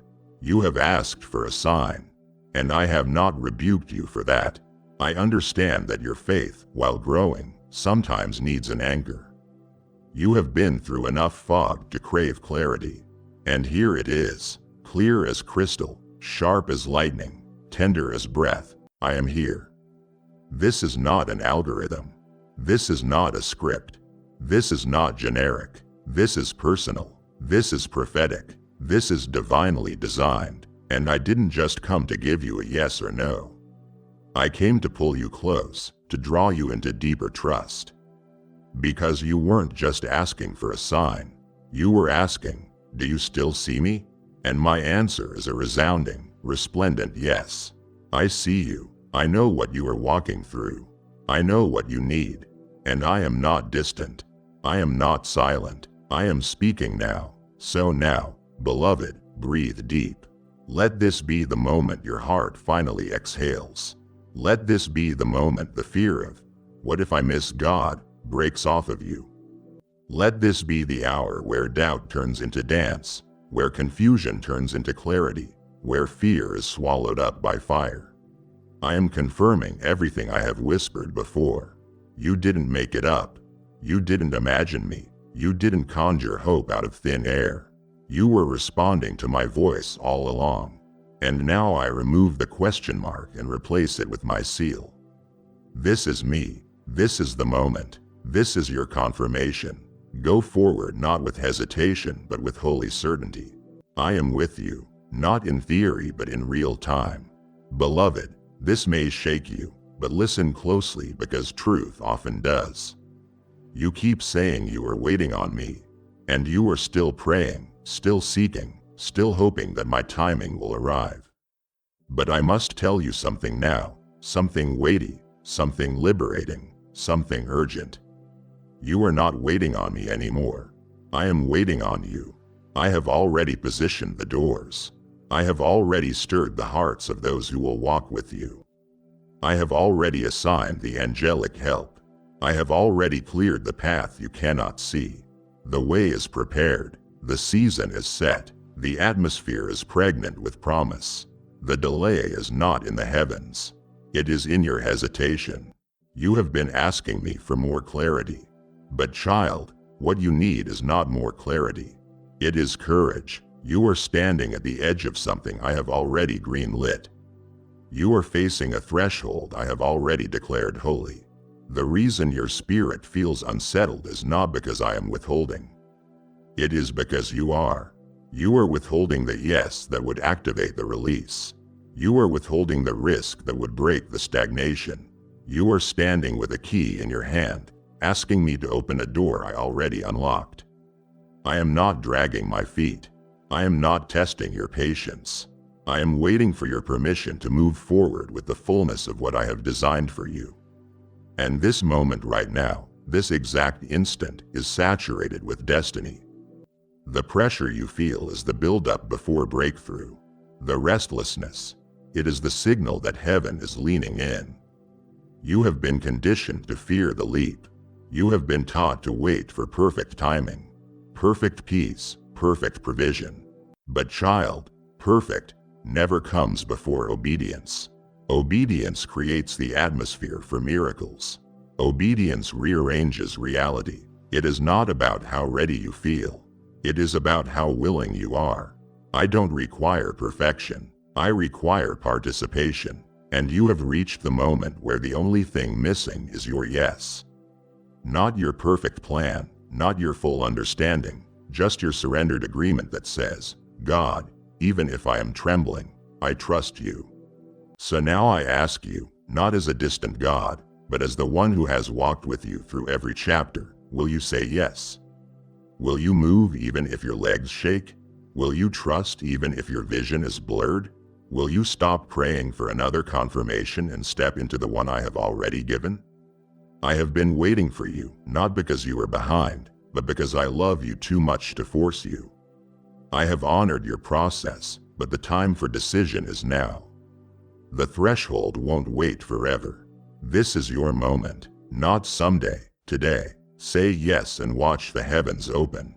Say yes and watch the oil flow. Say yes and step into what has already been written for you before time began. My precious one, I know how deeply the pain cut. I know how you kept going when no one else knew you were bleeding inside. I know what it took to survive days you never thought you would see the end of. And I also know that sometimes, even now, you wonder what it was all for. Why did it happen the way it did? Why so much loss? Why so much silence? Why did it feel like you were crushed under the weight of pain that seemed to have no purpose? And this is what I need you to know. What I am proclaiming over you in this very moment, I never waste pain. Not a second of it. Not a drop, not a tear, not a scream in the dark. I redeem it. I resurrect it. I repurpose it. What almost broke you will become the very platform I use to elevate you. You see, the enemy thought your pain would be the end of you. He thought if he hit hard enough, if the heartbreak cut deep enough, the betrayal sharp enough, the disappointment long enough, that you would fold. He thought the pain would take your voice, your vision, your strength. But what he didn't see was that pain in my hands becomes power. What he tried to bury you with, I am going to build you with. Every scar on your soul is going to shine like stained glass, catching the light of my glory and turning it into testimony. The pain will not be your prison. It will be your platform. What tried to silence you will now amplify your voice. You will speak from the valley and others will be delivered because you walked through what they couldn't imagine. Your pain has authority now, not because I authored it, but because I have redeemed it. The oil you carry, the depth in your eyes, the resonance in your voice, all of it is forged in fire. This is not the kind of power that comes from ease. This is the kind of power that comes from ashes when I turn them into beauty. You are anointed not in spite of what you have been through, but because of it. You have seen me in the furnace. You felt me in the pit. And now you will reflect me in your rising. This is why it had to be this way. Not because I delighted in your pain, but because I saw what I could do with it. I saw the glory that would come. I saw the lives that would be touched. I saw the healing that would radiate from your life. So my child, lift your head. Wipe your tears. Don't hide your scars. Reveal them. They are holy now. They are proof not of defeat, but of divine deliverance. You were not buried. You were planted. And now it is time to rise, to bloom, to speak, to stand, to lead. The pain will no longer be your terminator. It will be your trumpet. The sorrow that almost broke you will become the song that saves others. Because I never waste pain. I always redeem it, and your redemption is about to be revealed in full radiant glory. Right now, in this exact moment, pause and look around you.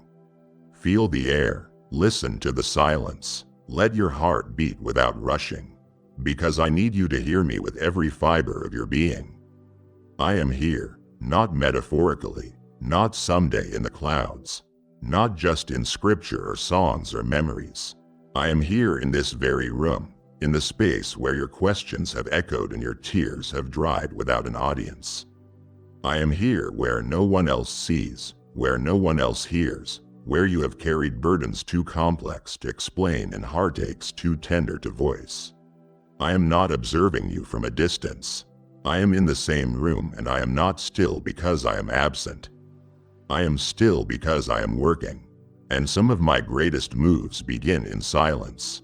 Child, I know how loud the waiting can be, how deafening it feels to pray and hear nothing back. I know how the walls close in when you have whispered the same hope for months or years and seen no shift. But do not mistake my stillness for inaction. Do not confuse quiet with absence. The truth is, I have already started what you are still waiting to see. The roots are growing before the fruit appears. The blueprint is forming before the building rises. The healing began the moment you surrendered. You just haven't seen the full restoration yet. The provision was set in motion when you first asked. It is just unfolding in layers. What looks like delay is actually divine orchestration. And I am moving even when your eyes cannot trace me. I move differently than the world does. I move in whispers before the winds. I move in the soil before the sprout. I move in the womb before the world ever sees the birth. So while you have been holding your breath, thinking I was standing still, I have been writing the endings you thought were final. I have been softening hearts you thought were hardened. I have been routing blessings that were blocked. I have been realigning promises that got tangled in the timing. Every closed door made room for something higher. Every "not yet" was actually, I'm preparing something better. I have been orchestrating miracles beneath the surface. Slow, steady, sacred. And soon, very soon, the unseen will break into the scene, and you will realize I was never distant. I was closer than your next thought, closer than the breath in your lungs. Let this settle deep in you. I am not just in the room to comfort you. I am in the room to shift things, to transform, to resurrect, to declare war on every lie that said you were alone. My presence is not passive. My nearness is not neutral. When I enter a room, realities change, walls fall, chains snap, mindsets break, healing accelerates, peace invades. So when I say I am in the same room, I am not just offering emotional support. I am declaring prophetic intervention. You are not forgotten. You are not forsaken. You are not just a number in the crowd. You are my focus, my heartbeat, my beloved. And I came to do more than make you feel better. I came to make you new. So breathe again, child. Take your hands off what you were trying to control. Rest your weary heart against my chest. Feel the divine rhythm that beats for you. Steady, unchanging, eternal. I am not waiting for you in the future. I am not just meeting you on the mountaintop.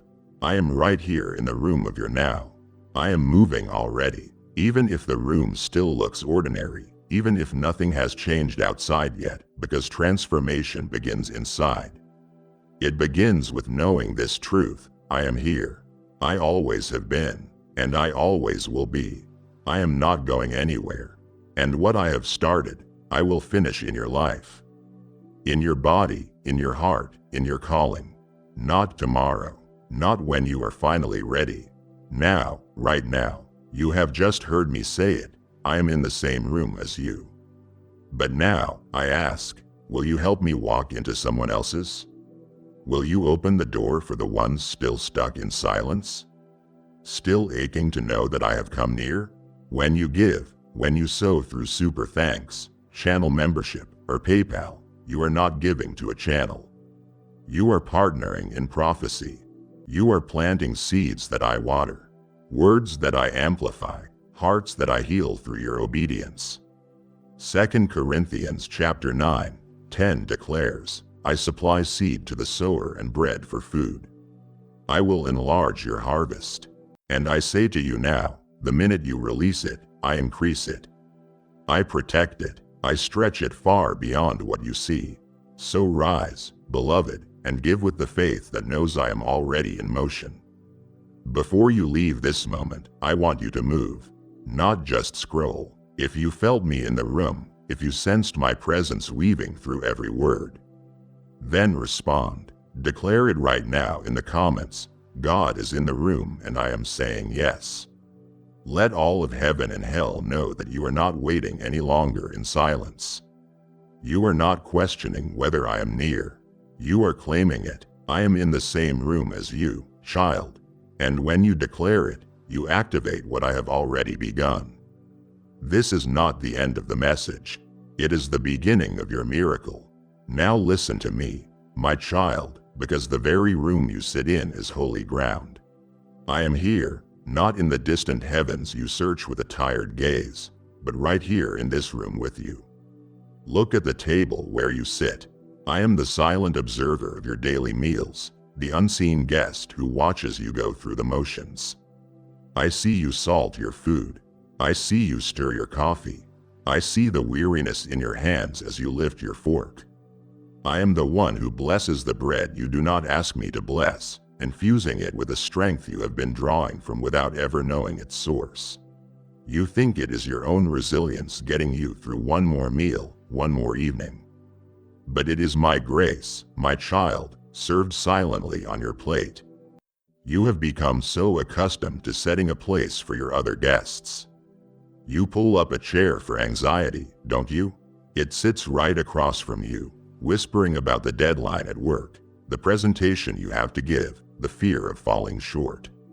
You make room for worry, serving it the best portion of your peace, letting it feast on your thoughts about the unpaid bills and the strained relationship with your family. You even save a seat for sorrow, allowing it to replay old hurts and disappointments until your food grows cold. You have made your table a banquet for your burdens, but you have forgotten to acknowledge the guest of honor. You have forgotten me. I have been here all along. I was here last night when you ate alone, the silence of the room so loud it felt like a judgment.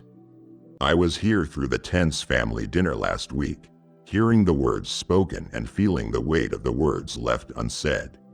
I have been present for every hurried breakfast, every lonely lunch, every conversation that left you feeling empty and misunderstood. You feel that ache. You feel that profound sense of emptiness that sometimes settles across the table. You think it is a void, a confirmation of your isolation. But it is not a void, my beloved. It is a space. It is a space I have reserved, a space I long to fill with my recognized presence. It is a seat shaped perfectly for me, and I have been waiting patiently for you to simply turn your eyes and see me in it. Open your eyes, my child. Right now, I am inviting you into a reality you have overlooked. You have never, not for a single moment, dined alone. I was the comfort you felt in that first warm sip of tea. I was the sudden, unexplainable peace that settled on you for a fleeting second in the middle of your chaos.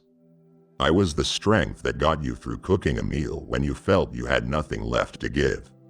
Stop seeing an empty chair and start seeing an invitation. Acknowledge me. You do not need a grand prayer or a formal speech. Just a whisper from your heart is enough. Look at the seat across from you and say, I see you. Let's end this solitary meal. Let us break bread together, you and I, in fellowship and in truth. Let me show you the difference between merely eating to survive and feasting on the hope that only I can provide. This is not just about your table. It is about your life. Invite me in, my child. You search for me in the thunder and the grand display. You look for my sign in the parting of clouds, my voice in the shaking of the earth, believing that my presence must be an event, a spectacle that disrupts the ordinary. But your search is aimed at the horizon when I am closer than the very air that fills your lungs. You asked me to show up, but you are breathing me in. And at this very moment, every breath you take, the quiet, rhythmic, unconscious rise and fall of your chest is a testament to my life-giving presence. You do not command your heart to beat or your lungs to draw air. Yet they do. This is my sustaining whisper, the constant, unnoticed miracle that keeps you here. You live and you move and you have your being in me. The floor you stand on, the room you are in, the very fabric of your reality is held within my own existence. You are sustained by a love you do not see, an energy you do not consciously summon. That feeling of running on empty, of being so depleted you can hardly function. It comes from trying to power your life with your own limited reserves while ignoring the infinite source that you are already drawing from with every breath. To open immediately is not about a grand gesture. It is to recognize that your very life force, the simple act of being alive, is an extension of my own. I am not a distant king you must petition. I am the atmosphere of your soul. Do not search for me in distant places, in future blessings or in past memories. Simply breathe. Pause now. Do it with me. Inhale slowly. It is not just oxygen entering your body. That is my spirit, my life affirming yours. Hold it in that stillness. I am with you. Now exhale. Let go of the carbon dioxide, but also let go of the knot in your stomach, the tension in your shoulders, the frantic monologue in your mind. Feel my presence in the simple, profound act of breathing. When anxiety tightens your chest and your breaths become shallow and quick, you are cutting yourself off from the very peace I am offering. In those moments of panic, you are spiritually holding your breath, forgetting that I am your supply. I am inviting you to breathe deeply again, to draw from the wellspring of my peace that is all around you and within you. That is my spirit sustaining yours. A constant loving exchange. You do not need to earn it. You do not need to find it. You only need to participate in it. So breathe, my beloved. Just breathe and know that I am. I know how dark it feels in that room you are in. It is not just a lack of light. It is a weight. It is the suffocating darkness of depression, the disorienting blackness of confusion, the cold, lonely dark of a hopeless situation. You have been in there for a long time, haven't you? You have grown accustomed to it. Your eyes have adjusted to the gloom, and you have learned to navigate by memory, bumping into the same obstacles of pain and regret day after day. You feel you are sealed in, trapped. But look down, my child. Look at the bottom of the door that seals you in this place. There has always been a sliver of my light. You have seen it. It is the hope you cannot explain. That tiny illogical flicker of a thought that says, maybe tomorrow won't be this bad. It is the sudden wave of peace that peeks through the edges of your despair for just a moment. A moment so brief you dismiss it as your own wishful thinking. That constant faint glow is my promise. It is my declaration that you are not sealed in darkness. It is the evidence that on the other side of this door the sun is shining. I am on the other side of that door. My hand is already on the handle. I am not waiting for you to find your way through the darkness and earn your escape. I am the light waiting to flood the room, to banish every shadow, to reveal the truth of your situation. Your fear, your despair, they are shadows, and shadows are powerless against the light. They have no substance. Your call to open immediately is not a command for you to muster the strength to wrench the door open. To open is simply to turn towards that light. It is to shift your focus from the overwhelming darkness you are in and to fix your gaze on the sliver of hope that has always been there. Stop adjusting to the darkness. Stop accepting this diminished reality as your permanent home. Stop telling yourself that this is all there is. That light, that faint glow, is the most real thing in that room. It is your lifeline. Turn your face to it. Let your eyes focus on it. Draw toward it if you must, but move toward the promise. I will do the rest. The moment you turn your desire toward me, I will swing the door wide open. And the light will not be a gentle glow. It will be a glorious, warm, life-altering flood of my presence that will leave no corner for the darkness to hide. Open the door to the source of all light. You are so worried that the floor will give way. I see how you walk through your days tentatively testing the ground before you commit your full weight, as if you were expecting a trap door to open up and swallow you whole. The news from the doctor, the instability at your job, the tremor in your most important relationship, it all feels like the ground is shaking beneath you. Your world feels unstable and you are bracing for impact, waiting for the inevitable collapse. You have put your trust in so many other things. You have tested the walls, leaning on friends and family, only to find they have their own burdens to bear. You have stared out the windows, hoping a change in circumstances, a new opportunity would be your rescue. But have you ever truly trusted the floor beneath you? You stand on it every day. You sleep in a bed that rests upon it. You live your entire life on it, and yet you do not trust it. My child, I am the bedrock upon which this very room is built. I am the unshakable foundation beneath it all. My faithfulness is the ground you stand on, solid and secure. Even when your feelings tremble and your world is rocked by chaos, the emotional earthquakes you feel do not have the power to crack your foundation. They can shake the furniture, they can rattle the windows, but they cannot move me. And because you are on me, you cannot be moved. Right now in this moment, feel it. Feel the solid floor under your feet.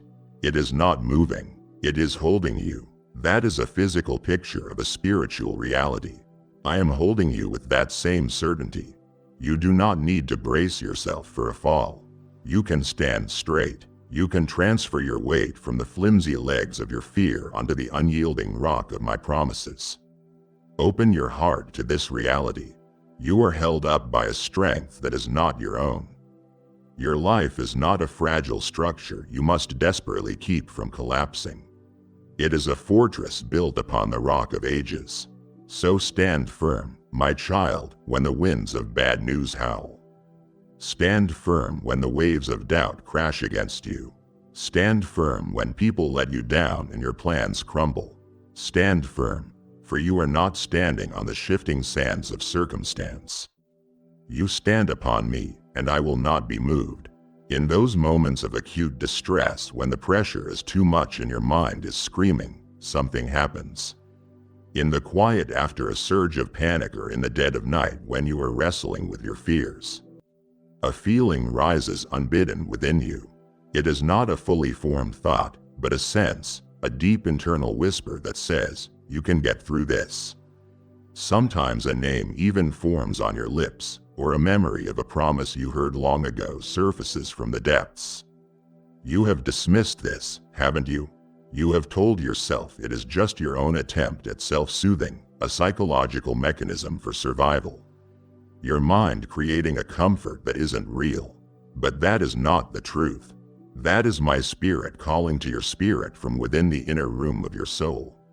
I am closer than your own thoughts. Before you were formed, I inscribed my name upon your heart. It is not written in ink. It is woven into the very fiber of your being. It is a permanent part of who you are. So when that comfort rises, when that unexplainable peace settles for a moment, it is not you trying to console yourself.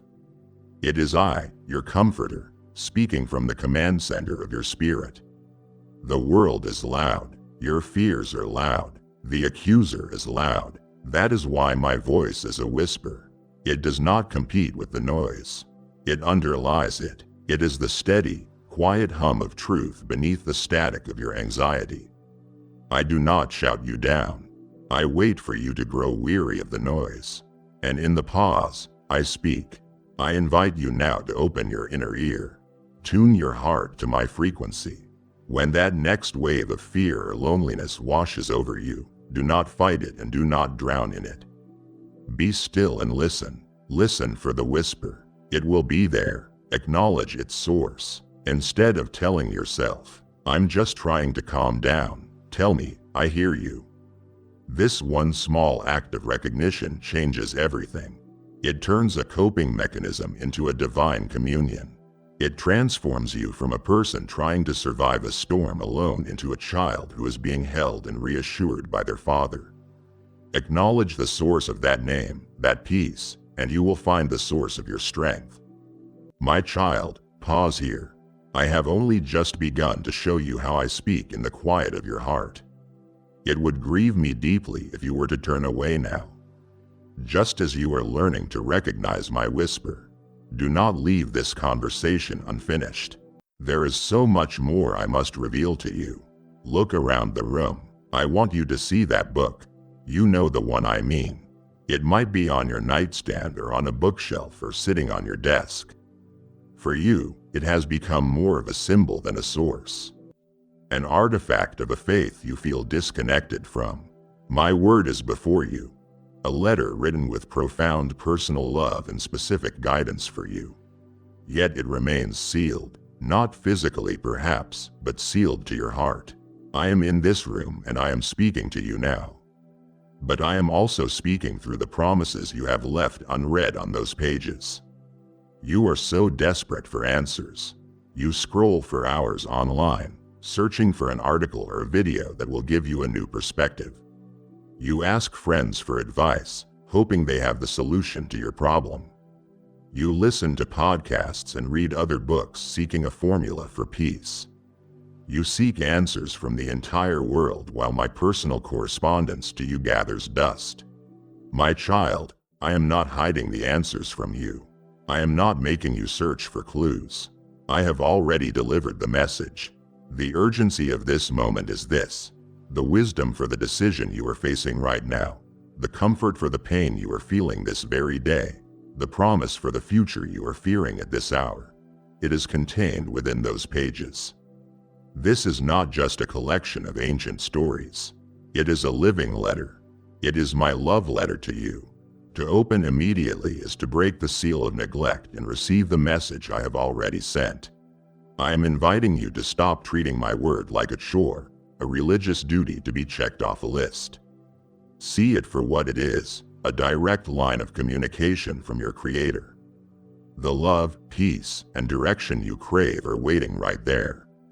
You think you do not have time, but you give your time to so many things that leave you more empty than before.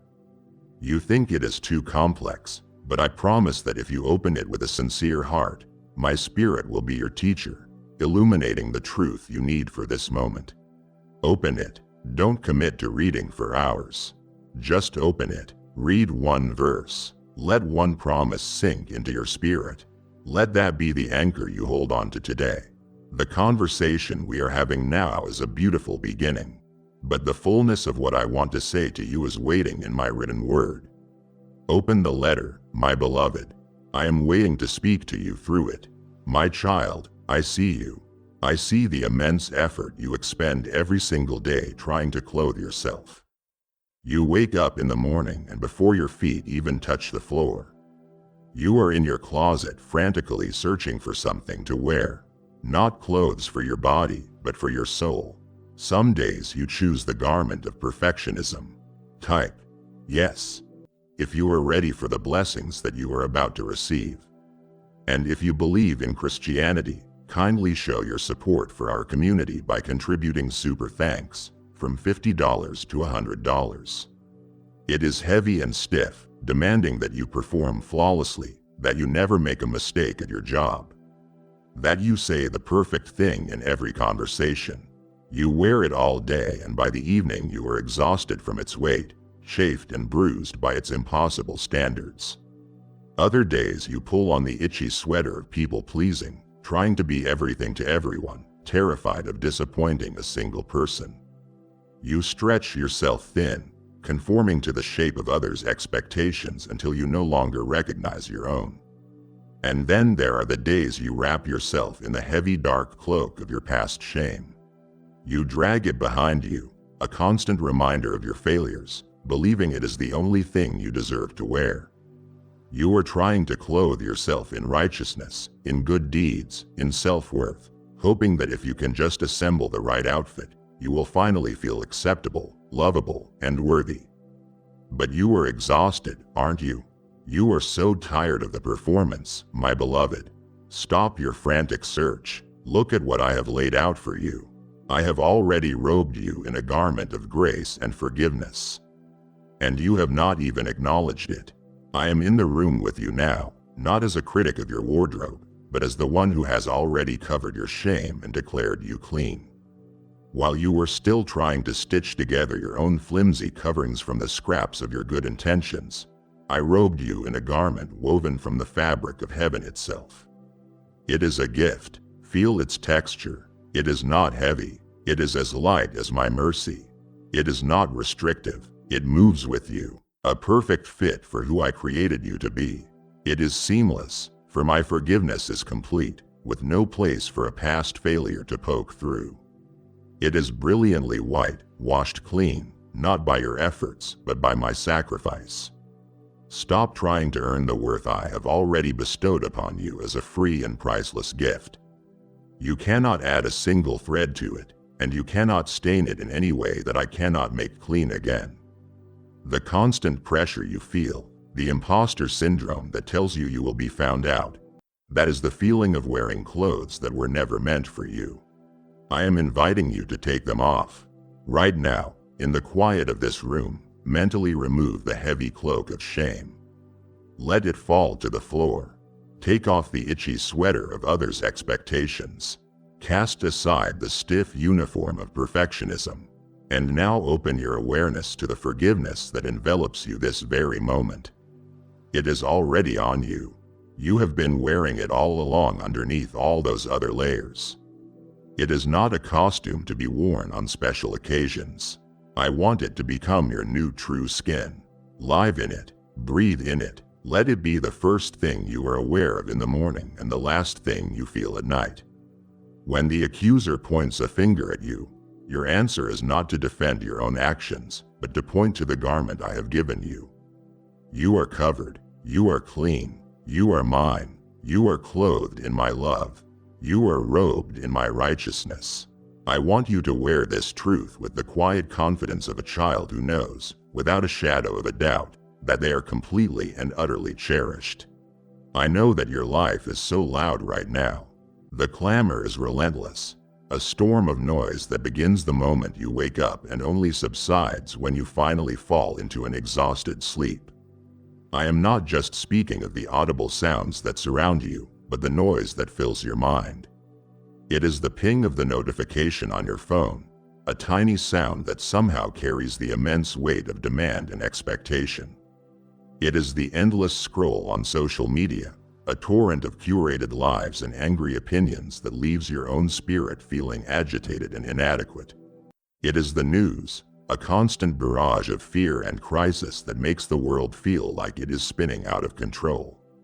It is the podcast in your car, the music in your ears, the television droning on in the background, a perpetual wall of noise designed to ensure you are never, ever alone with your own thoughts. But I am in the pauses. I am in the brief, fleeting silences that you so desperately try to fill. I am in the moment after you turn off the car engine, but before you open the door. I am in the quiet space between the end of one song and the beginning of the next. I am in the stillness of the early morning before the world has begun its daily shouting match. You rush to fill every quiet space, don't you?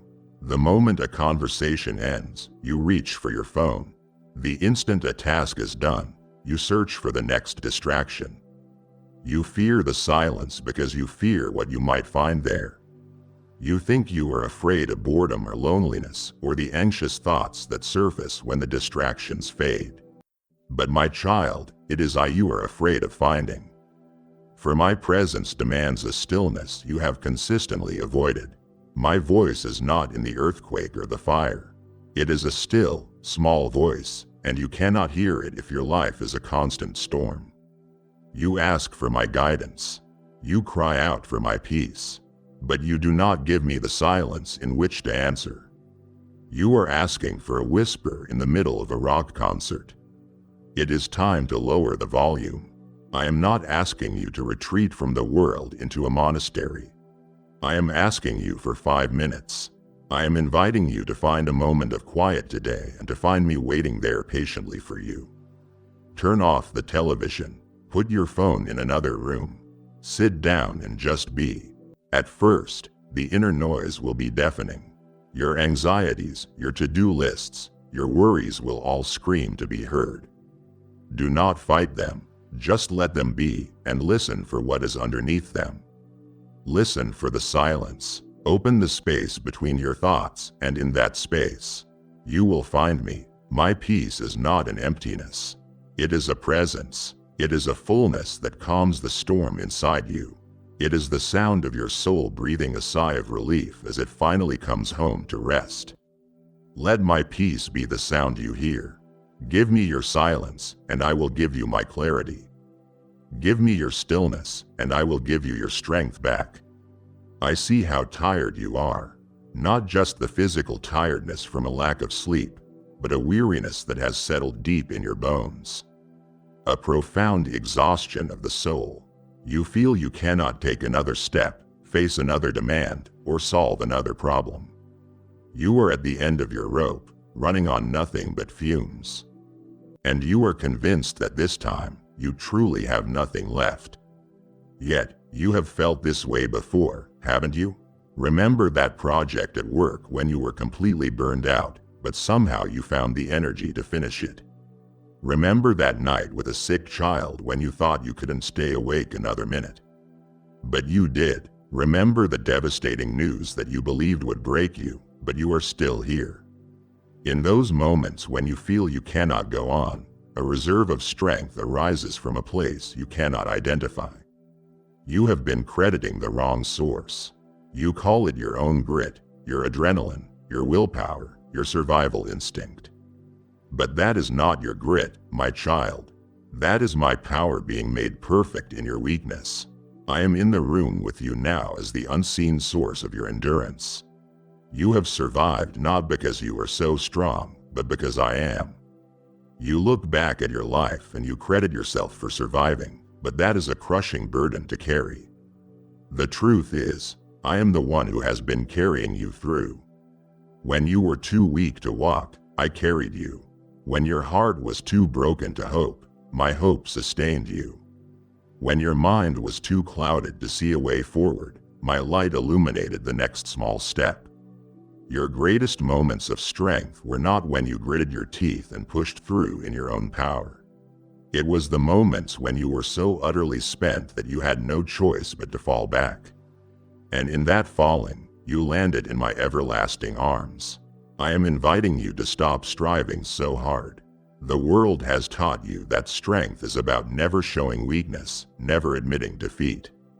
But my kingdom operates on a different economy. Here, your weakness is not a liability. It is an opening. It is the empty space where my strength can finally rush in and take over. So open your exhaustion to me. Instead of hiding it or fighting it, offer it to me as a sacrifice. The next time you feel that bone-deep weariness, do not just try to power through. Whisper this truth: I am weak, but you are strong. Let my strength become your own. Cease striving in your own power. You do not have to hold your world together by yourself anymore. You do not have to be the strong one for everyone else. Let go. Fall back. I promise I will catch you. And you will find that the strength you receive in that surrender is far greater and more resilient than any strength you could ever muster on your own. My beloved child, you live like an orphan.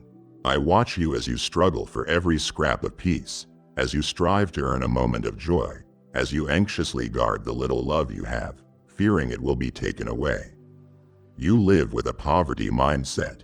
Your spirit is hunched over, protecting its meager rations, unaware of the feast that has been prepared for you. You look at others who seem to have lives full of peace and confidence, and you feel a deep ache of envy, a feeling of being on the outside looking in. As if they were born into a wealth you can never attain. You are living as if you were destitute, forgotten, and alone. But I am in the room with you now as your father, and I must tell you the truth of your situation. All that I have is yours. This is not a metaphor. It is your legal and spiritual reality. Peace is not something you have to wrestle from the hands of your chaotic circumstances. It is a core component of your inheritance waiting for you to claim it. Joy is not a fleeting emotion dependent on good fortune. It is the very atmosphere of my kingdom, and you are a citizen. Love is not a scarce commodity you must beg for. It is the infinite ocean in which you live. Authority over fear and anxiety is not a power you must build up through self-discipline. It is your birthright as a child of the King. You possess a vast spiritual fortune, yet you leave it unclaimed. You are like a person who has inherited a mansion but chooses to live in the crumbling shed out back because it feels more familiar. You have been given the key to the entire estate, but you use it as a simple paperweight, never realizing it can unlock every door to every room filled with every treasure you could ever need. The key to this inheritance is not in earning it. You could not possibly work hard enough to afford it. It is a gift of grace, signed and sealed by the sacrifice of my son. The key is simply to realize that it is already yours. It is a shift in your identity. I am calling you to open immediately the testament of my love, my word, and read the will. See for yourself what I have bequeathed to you. Your name is written there. Peace, strength, joy, forgiveness, authority, eternal life. It is all yours. So stop living like an orphan. Stop accepting the scraps the world throws you. Open your eyes and see your true status. You are a child of the King. It is time to live as royalty. This does not mean arrogance or entitlement. It means walking with the quiet, unshakable confidence of one who knows they are deeply loved, completely provided for, and absolutely secure. Your father owns everything, and you, my child, are the heir. We have come to a sacred threshold. I have just unveiled your royal inheritance, and my heart aches at the thought of you walking away before claiming your treasures. Do not stop listening now. To do so is to leave the gift unopened and the giver waiting. Stay, for I must now teach you how to live in the riches I have given you. My child, you now understand that you are an heir to my kingdom and the poverty mindset has been broken. If your heart is now stirred by this truth, I am giving you a divine appointment to act not as an orphan, but as royalty. Heirs of my kingdom do not just receive blessings, they steward my resources to expand my territory in the hearts of others. I declare over you, give, and it will be given to you, pressed down, shaken together, and running over. Your giving now becomes a prophetic act, a declaration of your sonship and a channel to send this living water to souls still lost in the desert. Go now, sow your seed through the Super Thanks membership with the link below and watch me multiply the harvest in your life and in the lives you touch. You are so careful to keep them hidden. I am talking about your deepest wounds, the injuries to your soul that you believe you must heal alone before you can ever be truly seen or loved. You have become an expert at bandaging yourself. You use the bandage of a brave face, pretending you are not hurting. You use the bandage of anger, pushing people away before they can get close enough to see the injury. You use the bandage of constant busyness, hoping that if you just stay busy enough, you won't have to feel the throbbing pain beneath. You live in fear of the wound being exposed, believing that if anyone, even me, saw the true state of your heart, they would be repulsed. You think you must get better on your own before you can present yourself to me. But my child, that is like a patient telling the surgeon they will perform their own operation first. I am the great physician, and I am already present in this room with you. My gaze is not one of condemnation, but of loving diagnosis. I see the injuries you work so hard to conceal. I see the festering infection of bitterness that has set in. I see the scar tissue of past trauma that has made your heart hard and inflexible. And my heart breaks with love for you, not with judgment. You must understand this. I cannot heal the wounds that you will not expose to my loving gaze. A bandage can hide a wound, but it cannot heal an infection. In fact, left in the darkness under the bandage of your pride and fear, the wound only gets worse.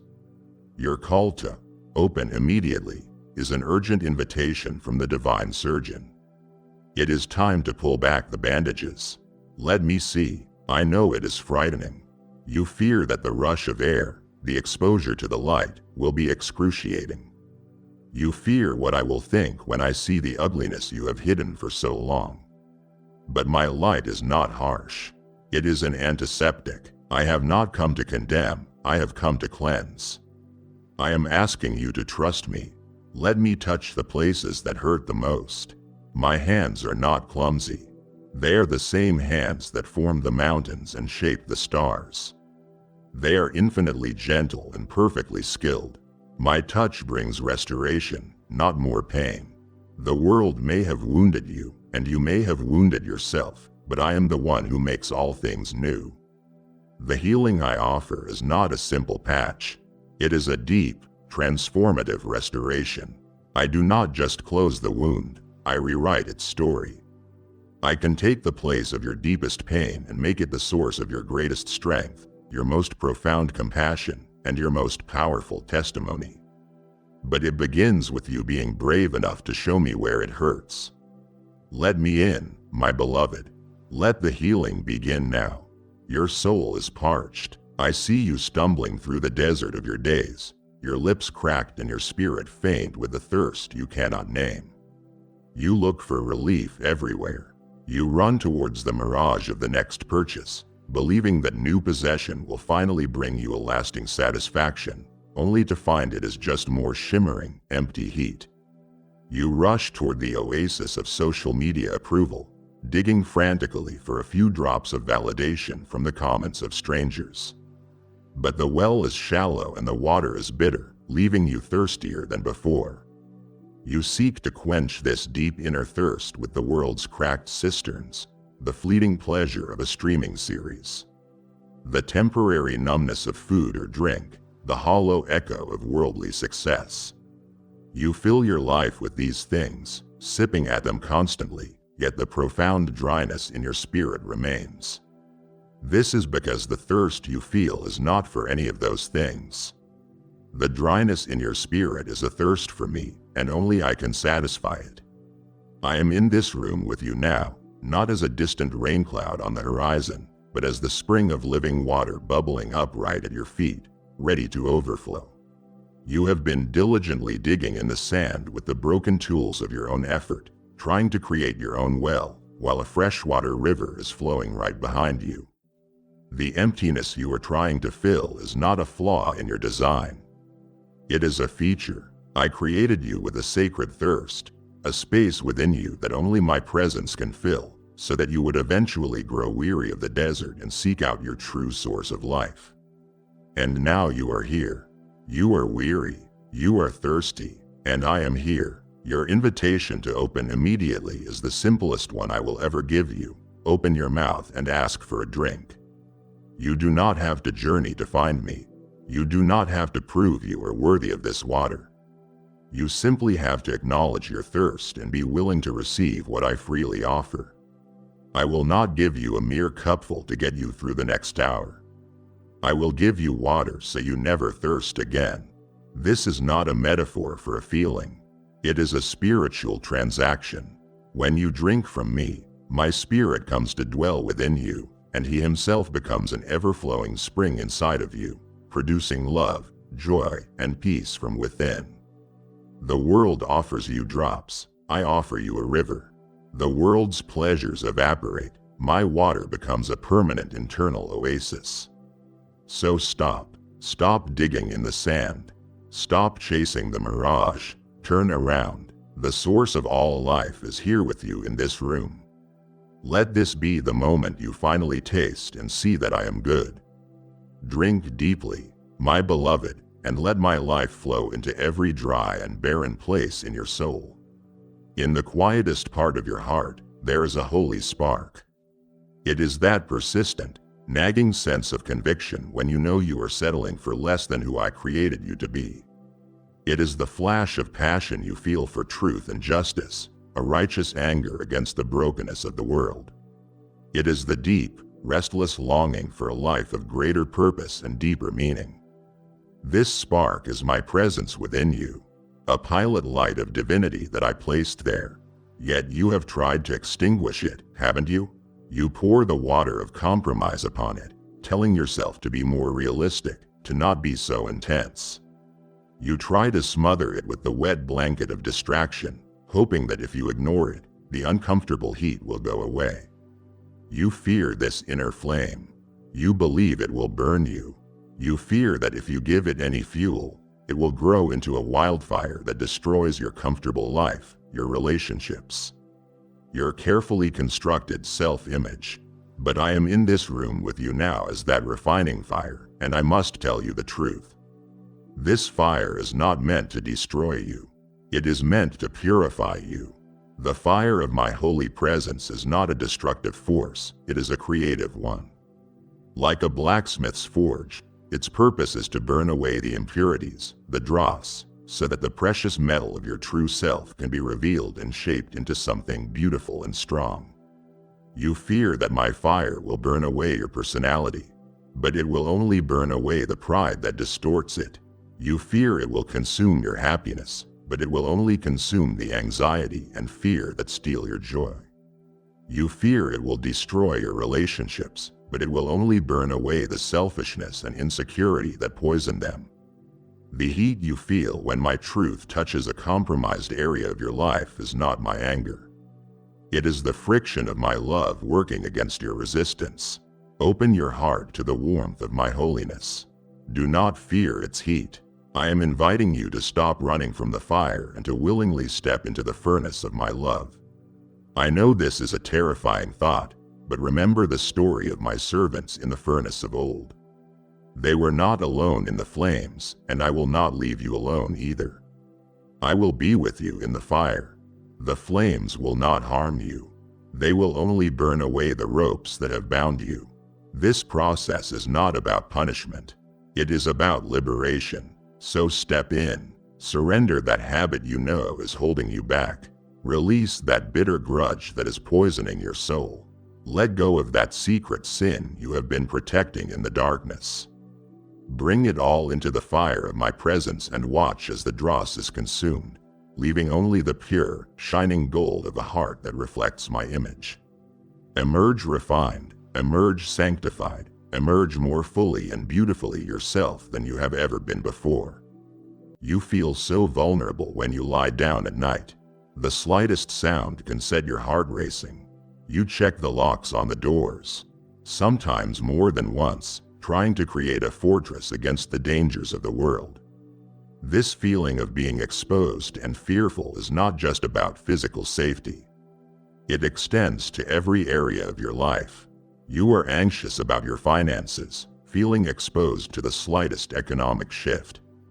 You are fearful in your relationships, worried that one wrong word could lead to abandonment. You feel spiritually vulnerable, as if evil is lurking just outside, waiting for a moment of weakness to attack.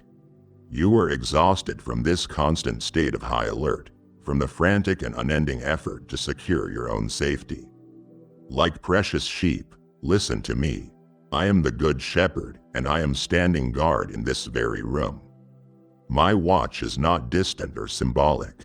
I am protecting the entrance to your very soul right now. You must understand that I am not just your protector, I am also the gate.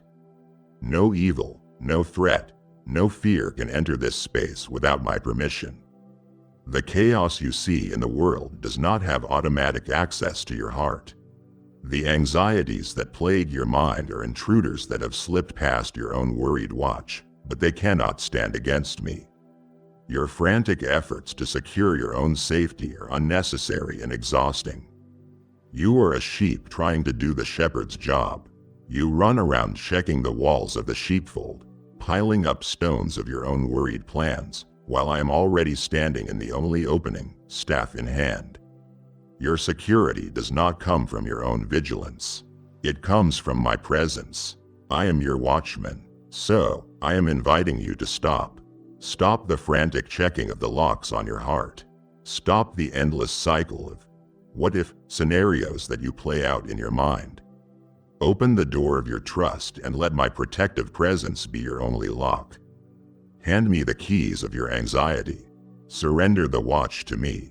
I am asking you to do the one thing that feels most vulnerable, but is in fact the source of your greatest safety, rest. Lie down in the green pastures of my care. Let your soul be still beside the quiet waters of my peace. Your shepherd neither slumbers nor sleeps. While you are resting, I am watching. While you are sleeping, I am guarding. The wolves of this world, Fear, lack, sickness, evil may circle the fold, but they cannot get past me. I have laid down my life for you. I will not now abandon you to your fears. So breathe, my beloved. Let the tension leave your body. You are safe. You are protected. You are eternally secure. Rest now, for the watch is mine. From where you are standing, I know what your life looks like. You see a mess of tangled threads, a chaos of knots and loose ends. You see the dark, ugly thread of a past mistake that you cannot seem to undo. You see the frayed, broken thread of a painful relationship. You see a confusing jumble of colors. Threads of joy tangled up with threads of sorrow, threads of success knotted with threads of failure. And none of it seems to make any sense. You look at the tapestry of your life and you see only chaos, randomness, and regret. You are convinced that you have ruined the pattern, that your mistakes and the painful things that have happened to you have made a wreck of what was supposed to be a beautiful design. But my child, you must understand, you are looking at the wrong side of the tapestry. I am in this room with you now as the master weaver, and my hands have never left the loom. With every event of your life, I have been purposefully and skillfully weaving all things together for your good. From your perspective, you see only the messy underside of my work. You see the knots required to change colors, the necessary mess of securing one thread to begin another. It looks chaotic because you cannot see the image I am creating on the other side. Every single thread, every color, every knot serves my divine purpose. The dark thread of your deepest pain? From my side, I am using it to create the rich shadow that will make the bright colors of my joy shine even more brilliantly. The tangled knot of your greatest failure? I am using it to weave a stunning, intricate pattern of my redemption and grace that will become a central point of the entire design. The seemingly random threads of confusion and waiting? They are being woven into a background of patience and endurance that will make the entire masterpiece more beautiful and strong. You have been trying to be the weaver, haven't you? You keep reaching around to the back, grabbing at the threads, trying to untangle the knots yourself, trying to snip out the threads you don't like. But in doing so, you are only hindering the work of the artist. I am inviting you now to open your perspective. Trust that a beautiful, coherent, and magnificent design is being woven, even if you cannot see it yet. Release your grip on the threads. Let go of your need to understand every knot. Stop pulling at the thread of regret. Your job is not to weave. Your job is to trust the weaver. Allow me to complete my masterpiece. One day, you will see the tapestry of your life from my perspective, from the top side. And on that day, you will be breathless with wonder. You will see how every event, every joy, every sorrow, and every tear was woven together to create a work of art more glorious than you could ever have imagined. You are standing with me now, seeing the purpose behind the tangled threads of your life. To leave at this moment would be to choose the memory of the chaos over the promise of the masterpiece. My spirit is heavy at the thought of you not seeing what I see. Please remain with me. I am about to show you the other side of the tapestry. The storm is raging, isn't it? I am not talking about the weather outside, but the tempest inside your own heart and mind. The winds of circumstance, a difficult diagnosis, a financial crisis, a conflict at home, are howling with terrifying force. The waves of emotion, fear, grief, anger, panic, are crashing over the sides of your small boat, threatening to capsize you at any moment. You feel utterly out of control, tossed about on a violent sea. Your knuckles white as you grip the sides, convinced you are about to go under. You feel adrift, lost, at the mercy of the chaos. But that is a feeling, not a fact. The truth is, I am in the room of your turmoil with you now. I am the anchor, steadfast and sure, holding you fast even as the storm rages. You are not adrift. You are tethered to a reality far more stable than your turbulent feelings. My hope is the anchor for your soul. You cannot see it, just as a sailor cannot see the anchor once it has been cast. You cannot see me with your physical eyes holding you secure in the depths. The anchor does its work unseen, deep beneath the churning surface, lodged in the immovable bedrock of my faithfulness and my promises. You must understand how an anchor works, my child. It does not stop the storm. The winds will still blow, and the waves will still crash. The boat will still be tossed about. The purpose of the anchor is not to calm the sea, but to keep the boat from being dashed against the rocks of despair or swept away by the currents of hopelessness. Your peace does not come from the storm ceasing. Your peace comes from knowing you are securely anchored in the storm. You have been fighting the storm. You have been trying to row against the wind, to bail out the waves, exhausting yourself in a futile battle against the elements. I am asking you to stop fighting the storm and instead become aware of the anchor. Feel the pull. Even as your boat rises and falls on the massive waves, there is a constant, steady tautness on the line.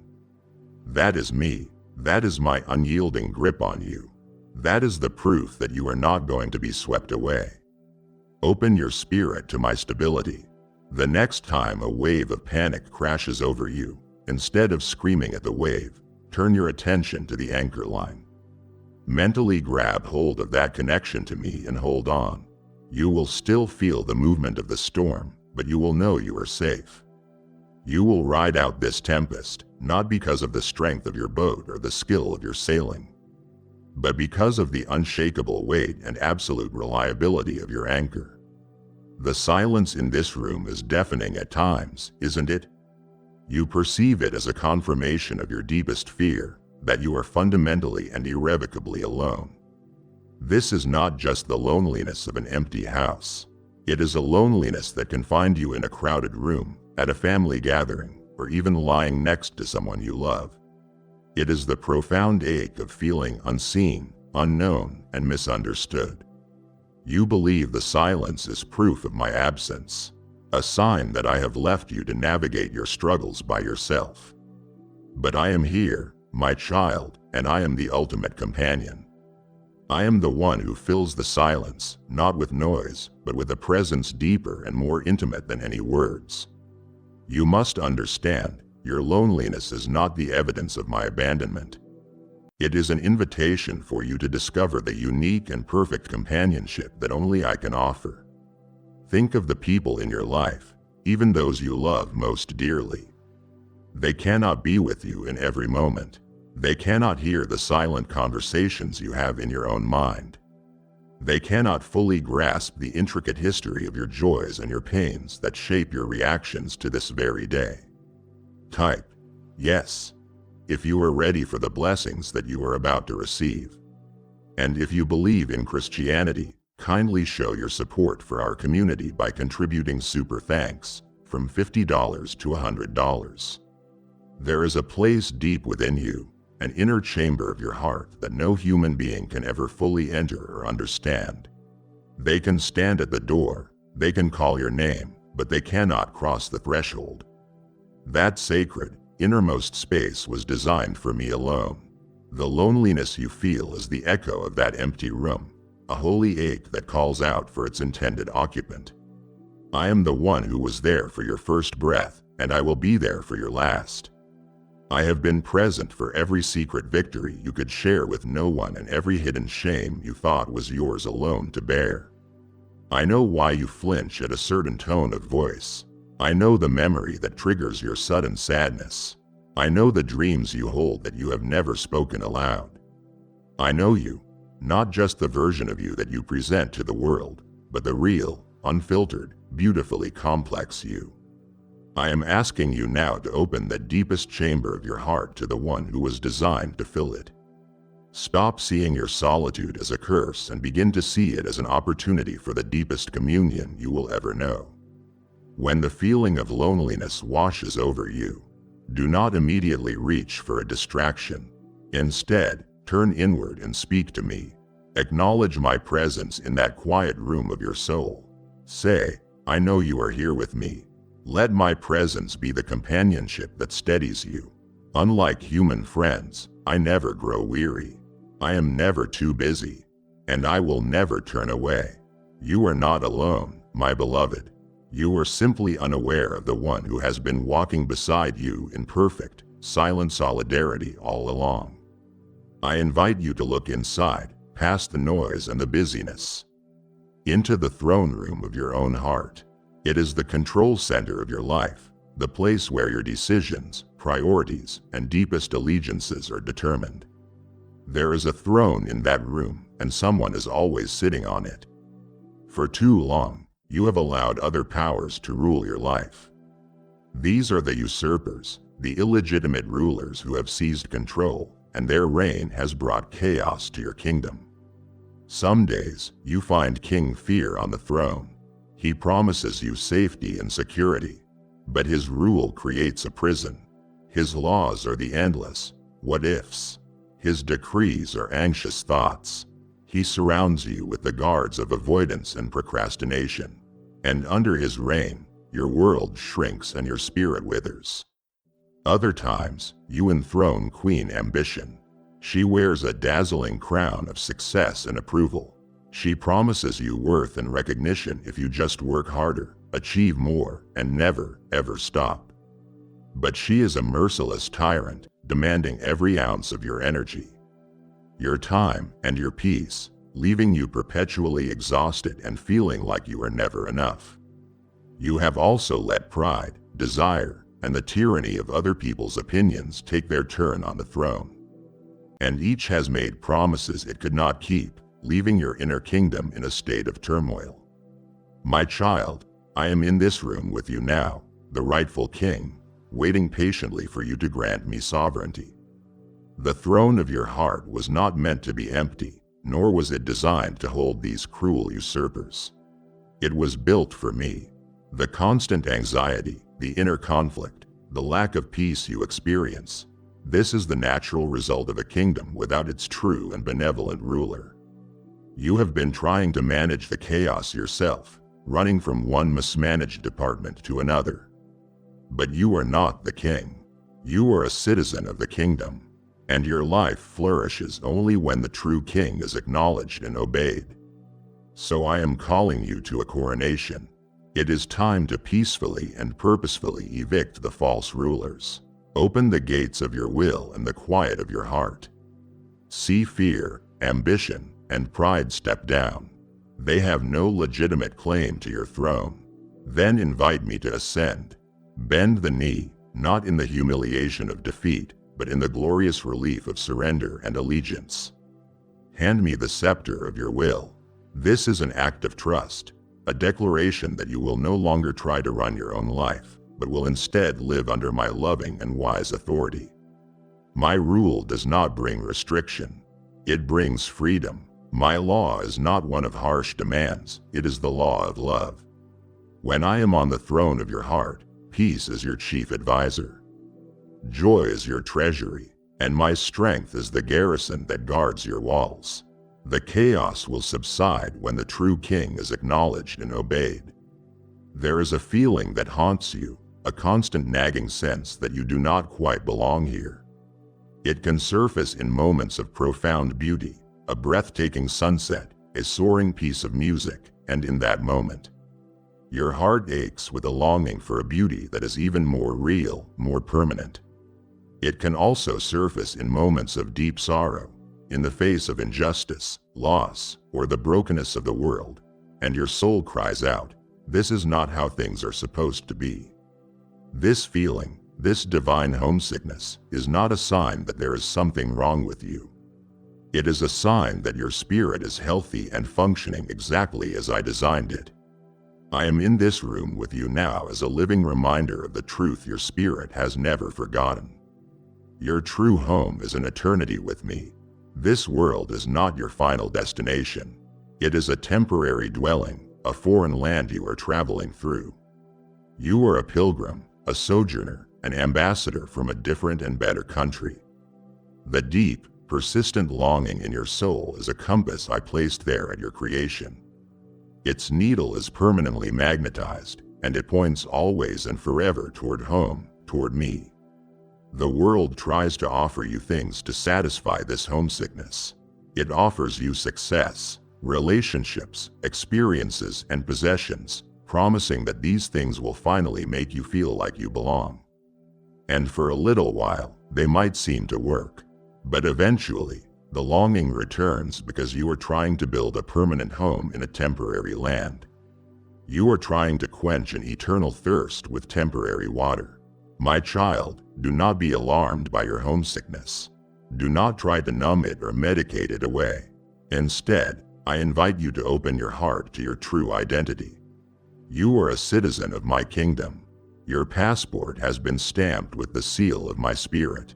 Your name is registered in the halls of heaven. This changes everything. It means that the trials and pains of this world are not the final word. They are the troubles of the road, not the reality of your destination. It means that your ultimate security does not depend on the stability of this world's economies or the faithfulness of its people, but on the unshakable reality of your true home. Let the reality of your eternal home inform how you live in this temporary one. Live as an ambassador, representing the values of your King: love, grace, mercy, and hope. Do not cling too tightly to the things of this world. Hold them lightly, for you are just passing through. And when that ache of homesickness comes, do not despair. Let it be a joyful reminder that you were made for another place, for my place, and that one day you will arrive, and every fiber of your being will finally exclaim, "I am home." I see how you view yourself. You look in the mirror and you see a misshapen thing, flawed and scarred by the pressures of life. You feel broken. You carry the memory of that failure that left a deep crack in your confidence. You feel the distorted shape left by the harsh words or actions of another. You are acutely aware of the lumps of weakness in your character, the areas that are not smooth or strong, the parts of you that you desperately try to hide, believing you are a flawed vessel. Perhaps even beyond repair, you see yourself as a finished product that did not turn out right. But I do not see you that way. You see, you are not a finished product at all. You are the clay, and I am the potter. My hands are upon you in this very room, and you are on my wheel. The process is not over. In fact, it is happening right now. The pressures you feel, which you have interpreted as punishment or a sign of your own failure, are my hands. They are my loving, skillful, purposeful hands shaping you into a vessel of honor and profound purpose. The spinning of the wheel, that feeling of dizziness and disorientation when your life feels out of control, is not chaos. It is the necessary motion for me to work. The pressure from my thumb that causes you discomfort is me smoothing out a lump of pride. The steady pressure from my palms that feels confining is me giving you the strength and structure you will need to hold the blessings I intend to pour into you. The moments I seem to stop the wheel and scrape something away are the moments I am removing a flaw that would cause you to break under future pressure. I see not your flaws, I see the beautiful creation you are becoming. In my mind's eye, your final form is already complete, and it is glorious. It is a vessel perfectly designed to be filled with my spirit, a masterpiece crafted to bring me glory. Do not resist my touch. I know that sometimes the pressure hurts. I know that the constant spinning can be nauseating. But the clay cannot shape itself. If you stiffen in my hands, if you resist the movement of the wheel, you will only become marred and off-center. But if you yield, if you remain soft and pliable, if you trust the hands of the one who made you, the process will be perfect. So I am inviting you to open yourself to my shaping. When you feel the pressure of a trial, instead of crying out, "Why is this happening to me?" whisper, "Lord, what are you shaping in me?" When your world feels like it is spinning, do not grasp for control. Instead, rest in the knowledge that you are being held securely on the center of my will. Yield to me, my beloved clay, and I will make you into a masterpiece. My hands are upon you even now, shaping you on the wheel. If you pull away, The clay of your heart will grow hard, and the beautiful vessel I envision will remain unfinished. Do not wound me by rejecting my touch in the middle of this sacred work. Let me continue. The most beautiful part of my design is yet to come. Because you are yielding to my potter's hands, I am shaping you into a vessel of honor, fit for my use. If you feel my hands shaping you for a greater purpose, know that a vessel is not made to remain empty. It is made to be filled and poured out. I am calling you now to become a channel through which my anointing oil flows to others who are broken and in need of my touch. As you honor me with the first fruits of your increase, I will cause your storehouses to be filled with plenty. Your gift places you on the lampstand, allowing this light to reach the darkest corners of the earth. Act now. Pour out your gift through Super Thanks membership with a sacred link in the description and be consecrated for my purpose. When all is finally quiet, when the distractions of the day have receded, what is it that you hear? For many, the silence is not silent at all. It is filled with the high-pitched ringing of their own anxiety, the relentless buzz of a mind that will not switch off. Or perhaps worse, you hear the void of nothingness, a deep, resonant emptiness that terrifies you with its implications of a meaningless, godless universe. You have come to associate silence with these sounds, the sounds of fear and emptiness. But that is because you have not yet learned how to truly listen. I am the symphony playing in the background of your reality, a melody of peace and purpose that you have not yet tuned your ear to hear. You have been focused on the static, on the noise between stations, but the music has been playing all along. My entire creation sings a constant, harmonious song of praise, a divine music available to all who will learn to listen. The steady, rhythmic beat of your own heart is the percussion section, a constant reminder of the life I sustain within you. The wind rustling the leaves outside your window is the string section, playing a gentle, soothing anthem of my peace. The laughter of a child down the street, the cheerful song of a bird at dawn. These are the soaring, beautiful melodies of my joy. The universe is vibrating with my glory, from the majestic hum of distant galaxies down to the intricate dance of the cells in your own body. It is all one magnificent symphony, and its composer is me. I am inviting you now to open your spiritual senses. You must learn to listen with the ears of your heart. The next time you find a moment of quiet, do not brace yourself for the onslaught of anxiety or the terror of the void. Instead, intentionally choose to listen for my music. Be still. Listen past the frantic chatter of your own thoughts. What do you hear? Hear the hum of the refrigerator, the creak of the house settling. These are not random noises. They are the ambient sounds of the world I am holding together. Hear the sound of your own breathing, the in and out that is a duet between your body and my sustaining spirit. As you learn to tune your inner ear to this frequency, the frequency of my presence, something miraculous will happen. The static of your anxiety will begin to fade. The harmony of my peace will begin to fill your soul. You will realize you are not just a listener to this cosmic symphony. You are a part of it. Your life is a unique and irreplaceable instrument, and your purpose is to play your part in harmony with your Creator. Be still, and you will hear the song of your Creator in the quiet of this room. My child, let us speak of the garden of your inner life, the soil of your very soul. You look within and you are discouraged by what you see. For some, it is a barren wasteland, a patch of dry, cracked earth where nothing seems to grow. You have tried to cultivate faith and joy, but the ground is too hard, and you have given up, concluding you are simply not the kind of person who can flourish. For others, the garden is an overgrown thicket of weeds. The weeds of bad habits, of anger, of jealousy, of negative thinking have grown so dense and tangled that they have choked out all the light. You hack away at them, trying to break free, but for every one you cut, two more seem to spring up in its place. You are exhausted by the upkeep, and you feel hopeless. I am the divine gardener, and I am present in this room with you now. I have not abandoned your garden. I am here, sleeves rolled up, hands ready to tend the soil of your soul. I see the barren places, and I am not discouraged. I see the weeds, and I am not overwhelmed. The growth you long for cannot happen without my diligent and loving care. You have been trying to be your own gardener, and it has worn you out. You try to pull the weeds of sin on your own, but you only snap them off at the surface, leaving the deep and bitter roots of pride and hurt intact. I, however, see the root system, and I have the strength to pull it out completely.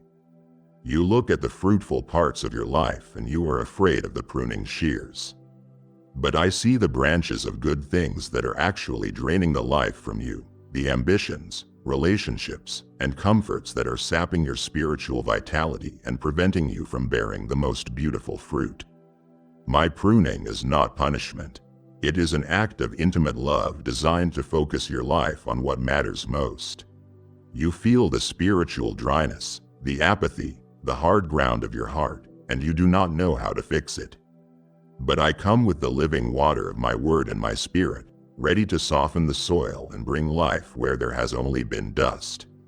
I am asking you to open the gates of your garden to me. You have kept them locked, perhaps out of shame over its condition, or perhaps out of a stubborn need to prove you can manage it on your own, but you cannot. Grant me full access. Give me permission to get my hands dirty in the soil of your heart. Allow me to pull the weeds, even the ones you have grown fond of. Trust me when I bring the shears to prune, knowing that it is for the sake of a greater harvest. Let me turn the desert of your heart into a flourishing paradise. Where there is now the weed of bitterness, I will plant the flower of forgiveness. Where there is the thorn of anxiety, I will cultivate the fruit of peace. I will turn the hard, barren ground into a place of beauty, order, and life. Your soul was meant to be a garden where I could walk with you in the cool of the day. Let us begin this work together now. In the silent courtroom of your mind, the trial never seems to end. The voice of the accuser is loud, relentless, and persuasive.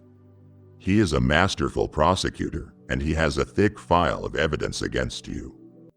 Day and night, he makes his case. He projects your past failures onto the screen of your memory, replaying your worst moments in vivid detail. He cross-examines your motives, twisting your best intentions into something selfish and ugly. He calls witnesses, the memories of people you have hurt, the echo of your own broken promises. His voice is the one that whispers, "You are a fraud." You call yourself a believer, but look at what you did. You will never change. If anyone knew the real you, they would reject you. You are disqualified. You have listened to this prosecutor for so long that you have come to believe him. You have accepted his accusations as the final verdict. You live under a constant, low-grade sense of guilt and condemnation, always trying to make up for your past. Always feeling like you are on spiritual parole. But my beloved, you are listening to the wrong lawyer. I am in this room with you now, and I am your advocate, Jesus Christ, and I am pleading your case before the throne of the Father. You must understand the nature of my defense. When the accuser points to your sin, I do not deny it. I do not make excuses for you. My defense is infinitely more powerful. I stand before the judge and I present my own nail-scarred hands. I point to my side. I declare that the penalty for every accusation in that file has been paid in full. My blood has already satisfied the demands of justice. The case is closed. The accusations against you have been legally and eternally silenced by my sacrifice. You are listening to a prosecutor whose case has been dismissed by the highest court in the universe. He is operating illegally, bringing up charges for which the sentence has already been served. He has no authority, no standing, and no power over you unless you give it to him by believing his lies. So I am commanding you now, stop giving the accuser your attention. When he begins his prosecution, do not engage in the argument. Do not try to defend yourself.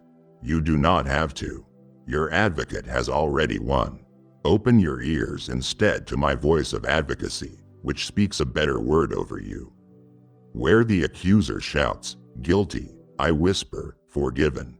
Where he screams, "Condemned," I declare, "Righteous." Where he hisses, "Disqualified," I proclaim, "Chosen and beloved." Rest in the verdict. I have already won on your behalf. The gavel has fallen. The case has been dismissed. The judge has declared you not guilty. Walk out of that courtroom of condemnation. Breathe the free air of my grace. Your trial is over. It is time to start living in the reality of your acquittal. You spend so much time looking at your reflection. You look in the literal mirror and see the flaws, the signs of aging, the features you wish were different, the body that does not meet the world's impossible standards. But the mirrors you look into most often are not made of glass. You look into the mirror of your past mistakes, and it reflects an image of failure and regret. You look into the mirror of social comparison, scrolling through the lives of others, and it reflects an image of inadequacy, of someone who is always falling short. You look into the mirror of other people's opinions, defining yourself by their praise or their criticism, and it reflects a constantly shifting, unstable image of who you are. These are all funhouse mirrors. They are designed by the world and the enemy to show you a distorted caricature of yourself, a reflection that emphasizes every flaw and magnifies every weakness. And you have been staring into these mirrors for so long that you have begun to believe the twisted image you see is the truth. You believe you are the sum of your mistakes. You believe you are less than others. You believe you are what other people say you are. My child, I am in this room with you now, and I am holding up a different mirror. It is a perfect mirror, flawless and true, and it does not reflect what you have done or what the world says you are. It reflects who you truly are in me. I invite you to step away from the distorted mirrors and to look for a moment into mine. Look, what do I see? I do not see a failure. I see my child, forgiven and redeemed. I do not see weakness. I see a vessel perfectly suited for my strength to shine through. I do not see someone flawed and unlovable. I see the one for whom I was willing to give everything. When you look into the mirror of my presence and my word, the reflection you see is dazzling. It is the image of a saint, not because of your perfection, but because of my cleansing. It is the image of a new creation where the old has gone and the new has come. It is the image of someone who is chosen, redeemed, beloved, and holy. The world's reflection is based on your performance. My reflection is based on my promise. The world's image changes with your circumstances. My image of you is eternal and unshakable. Open your eyes, my beloved, and see yourself through my gaze of unconditional, unending love. The lies you have believed about yourself are so deeply ingrained that this true reflection may feel foreign, even unbelievable. But it is the most real thing about you. Your identity is not up for debate. It was settled on the cross. I am asking you to make a choice. Which mirror will you believe? Will you continue to stare at the distorted reflections that only bring you shame and insecurity? Or will you choose to gaze into the mirror of my grace until the true image is burned into your soul? See the saint I see, not the sinner you believe yourself to be. You are standing in a dense, dark forest and you are paralyzed. The fog of uncertainty is so thick you cannot see more than an inch in front of your face. You are terrified of the future. You have a monumental decision to make about your career, your family, or your health, and the weight of it is crushing you. You are paralyzed by the fear of choosing the wrong path, of making a mistake that could have devastating consequences. So you stand still, frozen by analysis paralysis, believing that it is safer to do nothing than to take a step in the wrong direction. You desperately try to map out the entire forest. You strain your eyes trying to see the destination. You try to calculate every possible route, to anticipate every obstacle, to control every variable. But this only increases your anxiety because the future is unknowable and the forest remains dark. My child, you have the wrong strategy. You are trying to be the map maker. But I am not just your guide, I am the way, the truth, and the life. Your safety is not found in having a perfect map, but in holding the hand of the one who knows the entire forest like the back of his hand. You do not need to see the entire staircase to the top of the mountain. You only need to see the very next step that I am illuminating for you. My word is a lamp unto your feet and a light unto your path. Notice it is not a floodlight that illuminates the whole valley. It is a lamp designed to cast a pool of light right where you are, showing you just enough to take your next step with confidence. I guide you this way intentionally. If I showed you the entire journey at once, you would be overwhelmed by the mountains you have to climb and the valleys you have to cross. Or you would become prideful, believing you had the map and no longer needed to depend on me. My guidance is designed for a relationship of moment-by-moment trust. So I am asking you now to stop. Stop straining to see the distant horizon. Stop worrying about the path a mile from here. Lower your gaze from the terrifying, unknown future and look down at your feet. I am casting a gentle light on the ground right in front of you. I am showing you the one small, next right thing. It may not feel like a grand strategic move. It may be as simple as making that phone call you have been dreading. It may be speaking a word of kindness to someone who has hurt you. It may be taking a small step to care for your body. It may be opening my word and reading a single promise. Open your will to take the one step I am showing you right now in this room. Trust me, as you place your foot on that illuminated spot, the lamp will move with you, and the next step will be revealed. This is how you walk with me, not by sight, but by faith, not with a map, but with a guide. Stop trying to find the path. Just follow me. We are walking together, and I have just illuminated the very next step on your path. It pains my heart to think you would choose to stand still in the darkness after I have promised to be your light. To stop listening now is to refuse the way forward. Take my hand. Your destination of true peace and rest is just ahead. You toil and you strive. Your life is a blur of activity, a relentless pursuit of productivity. You believe that your value is intrinsically tied to what you accomplish, to how much you can check off your to-do list by the end of the day.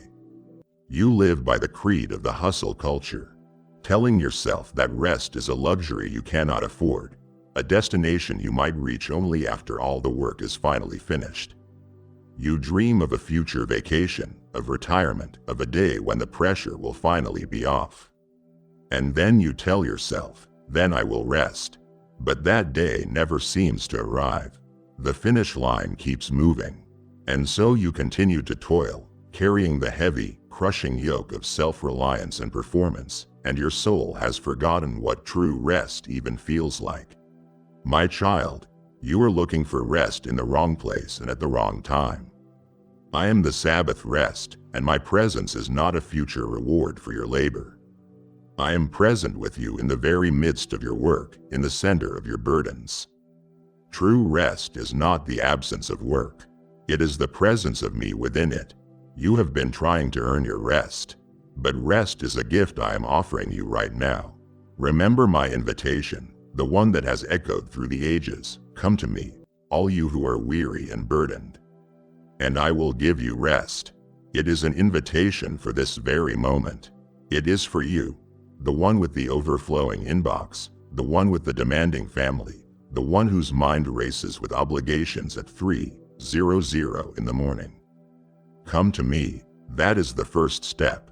It is a conscious turning of your attention from your tasks to me. Now take the next step. Take my yoke upon you. You are already wearing a yoke, but it is one you have made for yourself, and it is heavy and ill-fitting. It is the yoke of proving your worth. I am asking you to trade it. My yoke is easy, and my burden is light, because you are not pulling the load alone. I am yoked with you, carrying the majority of the weight. Your work is transformed from a solo, desperate struggle into a peaceful, powerful partnership. Open your labor to me. Invite me into your work, and it will cease to be toil and will instead become a form of worship. Before you answer that difficult email, pause and acknowledge my presence. As you care for your family, do it with the awareness that you are partnering with me. When you face that overwhelming project, consciously hand the weight of it over to me. This is how you find rest for your soul, not in a future you are striving to create, but in my presence right now. My child, let us talk about the war being waged inside the fortress of your mind. You feel it every day, don't you?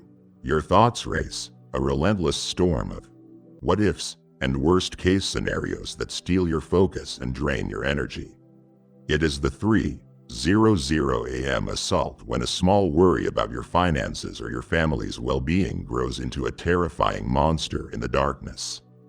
It is the constant, low-grade static of anxiety that plays in the background of your day, making it impossible for you to be fully present in any given moment. You try to fight back. You tell yourself to just stop worrying. You try to distract yourself with noise and activity. You attempt to build walls of logic against the tide of irrational fears. But you feel like you are losing the battle. Your own thoughts have become your enemy, and your mind, which was meant to be a sanctuary of peace and creativity, has become a battlefield.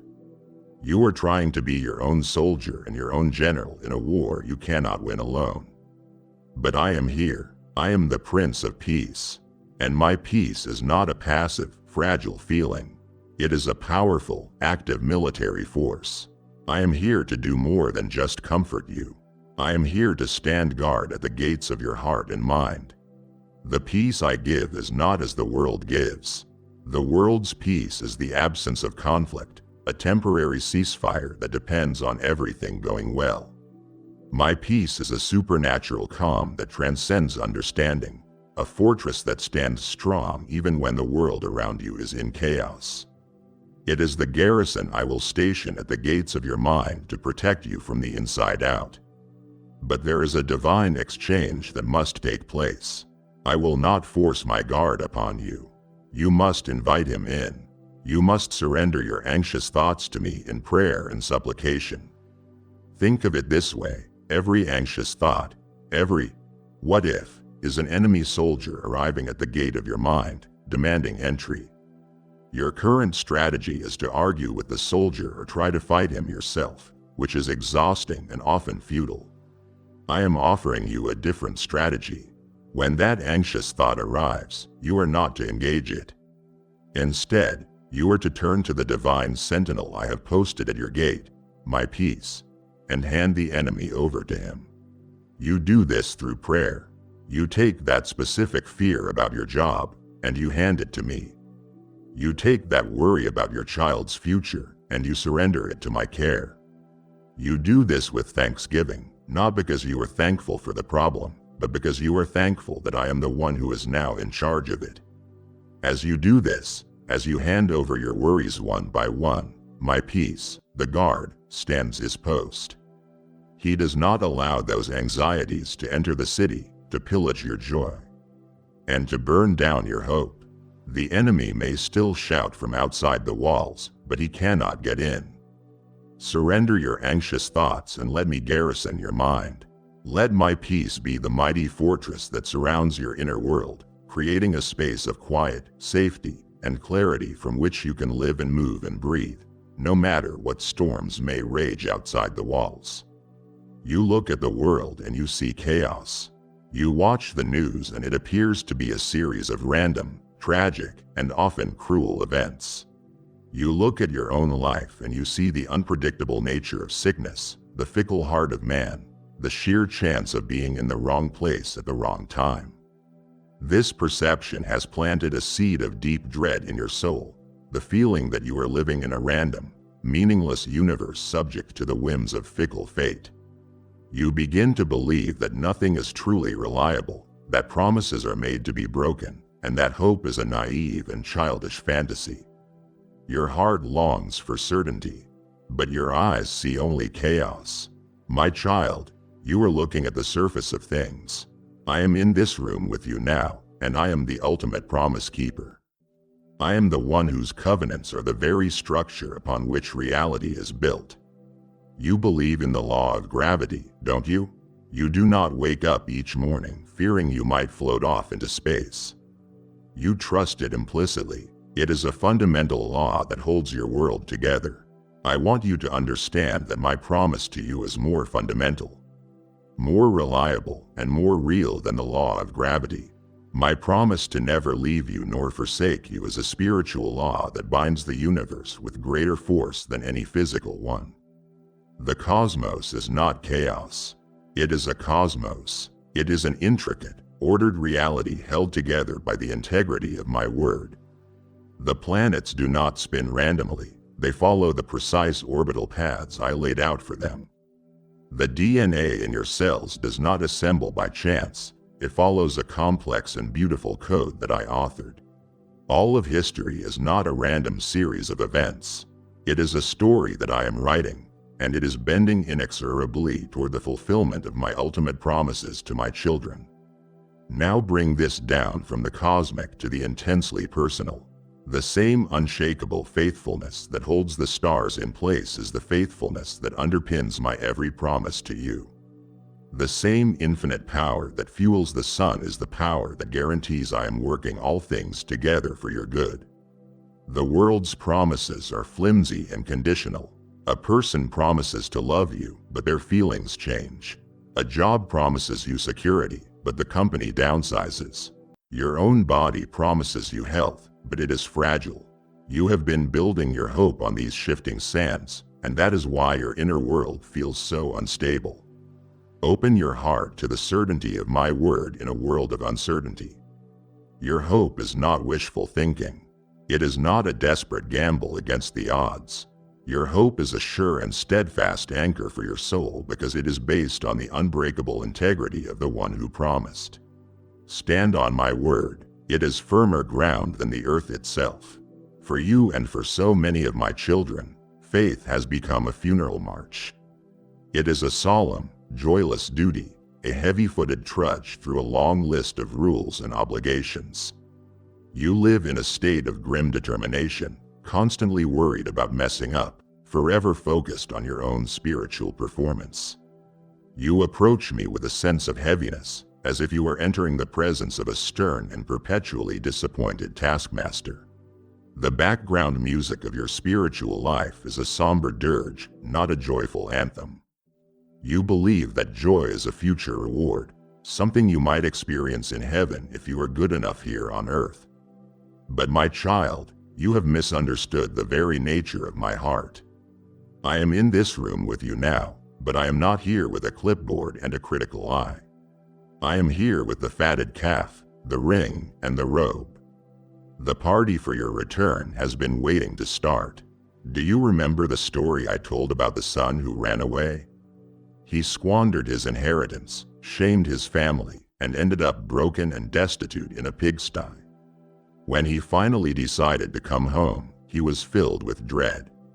He rehearsed his speech of apology, planning to beg his father to hire him as a servant.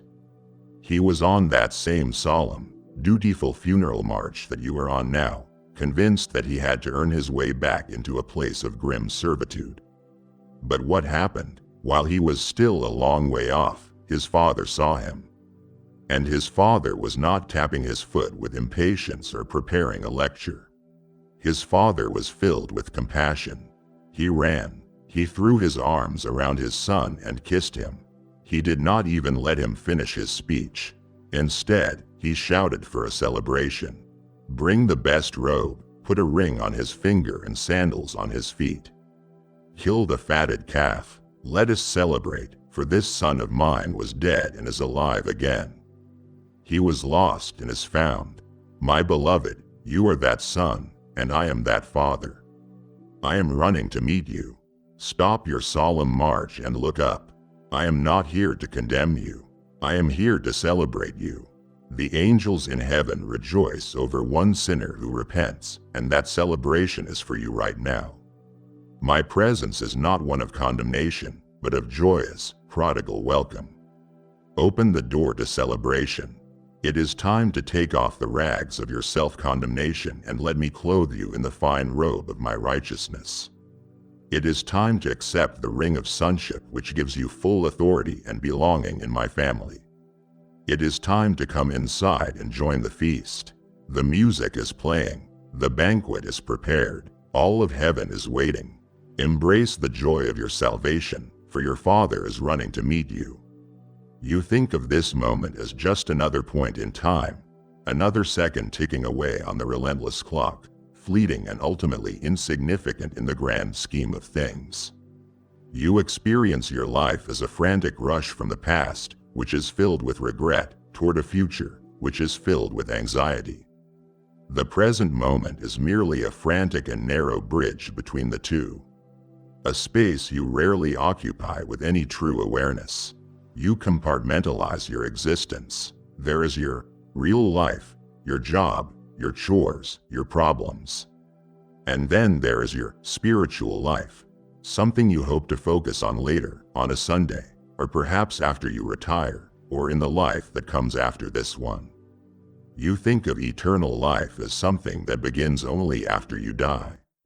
But my child, you have misunderstood the nature of time and the nature of eternity. I am the Alpha and the Omega, the beginning and the end. I am the great I Am. I exist outside of the linear time you experience. And when I am present with you, as I am right now in this very room, my presence makes this ordinary space the very doorstep of eternity. To open the door to me now is not just for a momentary blessing or a temporary fix for your current problem. It is an invitation to begin your eternal life. You see, forever is not just a very long time. It is a different quality of time, a different dimension of living that is found only in me. It is a life saturated with my presence, my peace, and my purpose. It is the life your soul was created for, and it does not have to wait. The urgent call to open immediately is the most profound invitation I can offer. It is an invitation to step out of the frantic, shallow stream of what the world calls time and to step into the deep, rich, and present ocean of my time. This is how you begin your forever. Now, when you stop your anxious striving and simply become still and aware of my presence with you, you are stepping onto the doorstep of eternity. When you open my word and a promise comes alive in your heart, you are tasting the eternal. When you offer a simple act of love in my name, you are participating in the work of eternity. Forever is not a future destination. It is a present reality that you can enter at any moment by turning your full attention to me. So open the door of this present moment. On the other side is not just a solution for today, but the beginning of a life that will never end. This is not the end of our conversation. This is the beginning of a conversation that will continue for all of forever. Your life with me does not start when you die. It starts now. My child, if you now understand that your forever with me has begun, then your perspective on time and resources must change. I am giving you a sacred opportunity in this moment to store up treasure in heaven by investing in what is eternal, the souls of men and women. Your gift becomes a firebrand taken from the altar of your heart to send this fire of my presence into hearts still cold and dark. Do not see this as a payment, but as your first act of worship in the eternal life you have just begun. And I, your God, will supply all your needs according to my glorious riches. Do not delay. Answer this eternal call through Super Thanks membership or the link below and begin your forever by investing in forever. My child, do not let this sacred moment pass like a fleeting whisper. Seal what we have shared with an unbreakable act of faith. I am in the room with you, and now I wait for your reply. Go to the space below and make your declaration for all the heavens to witness. Write with unwavering conviction, I am opening the door right now. Let this be your testimony that you have heard my voice and that this room is no longer empty. Amen.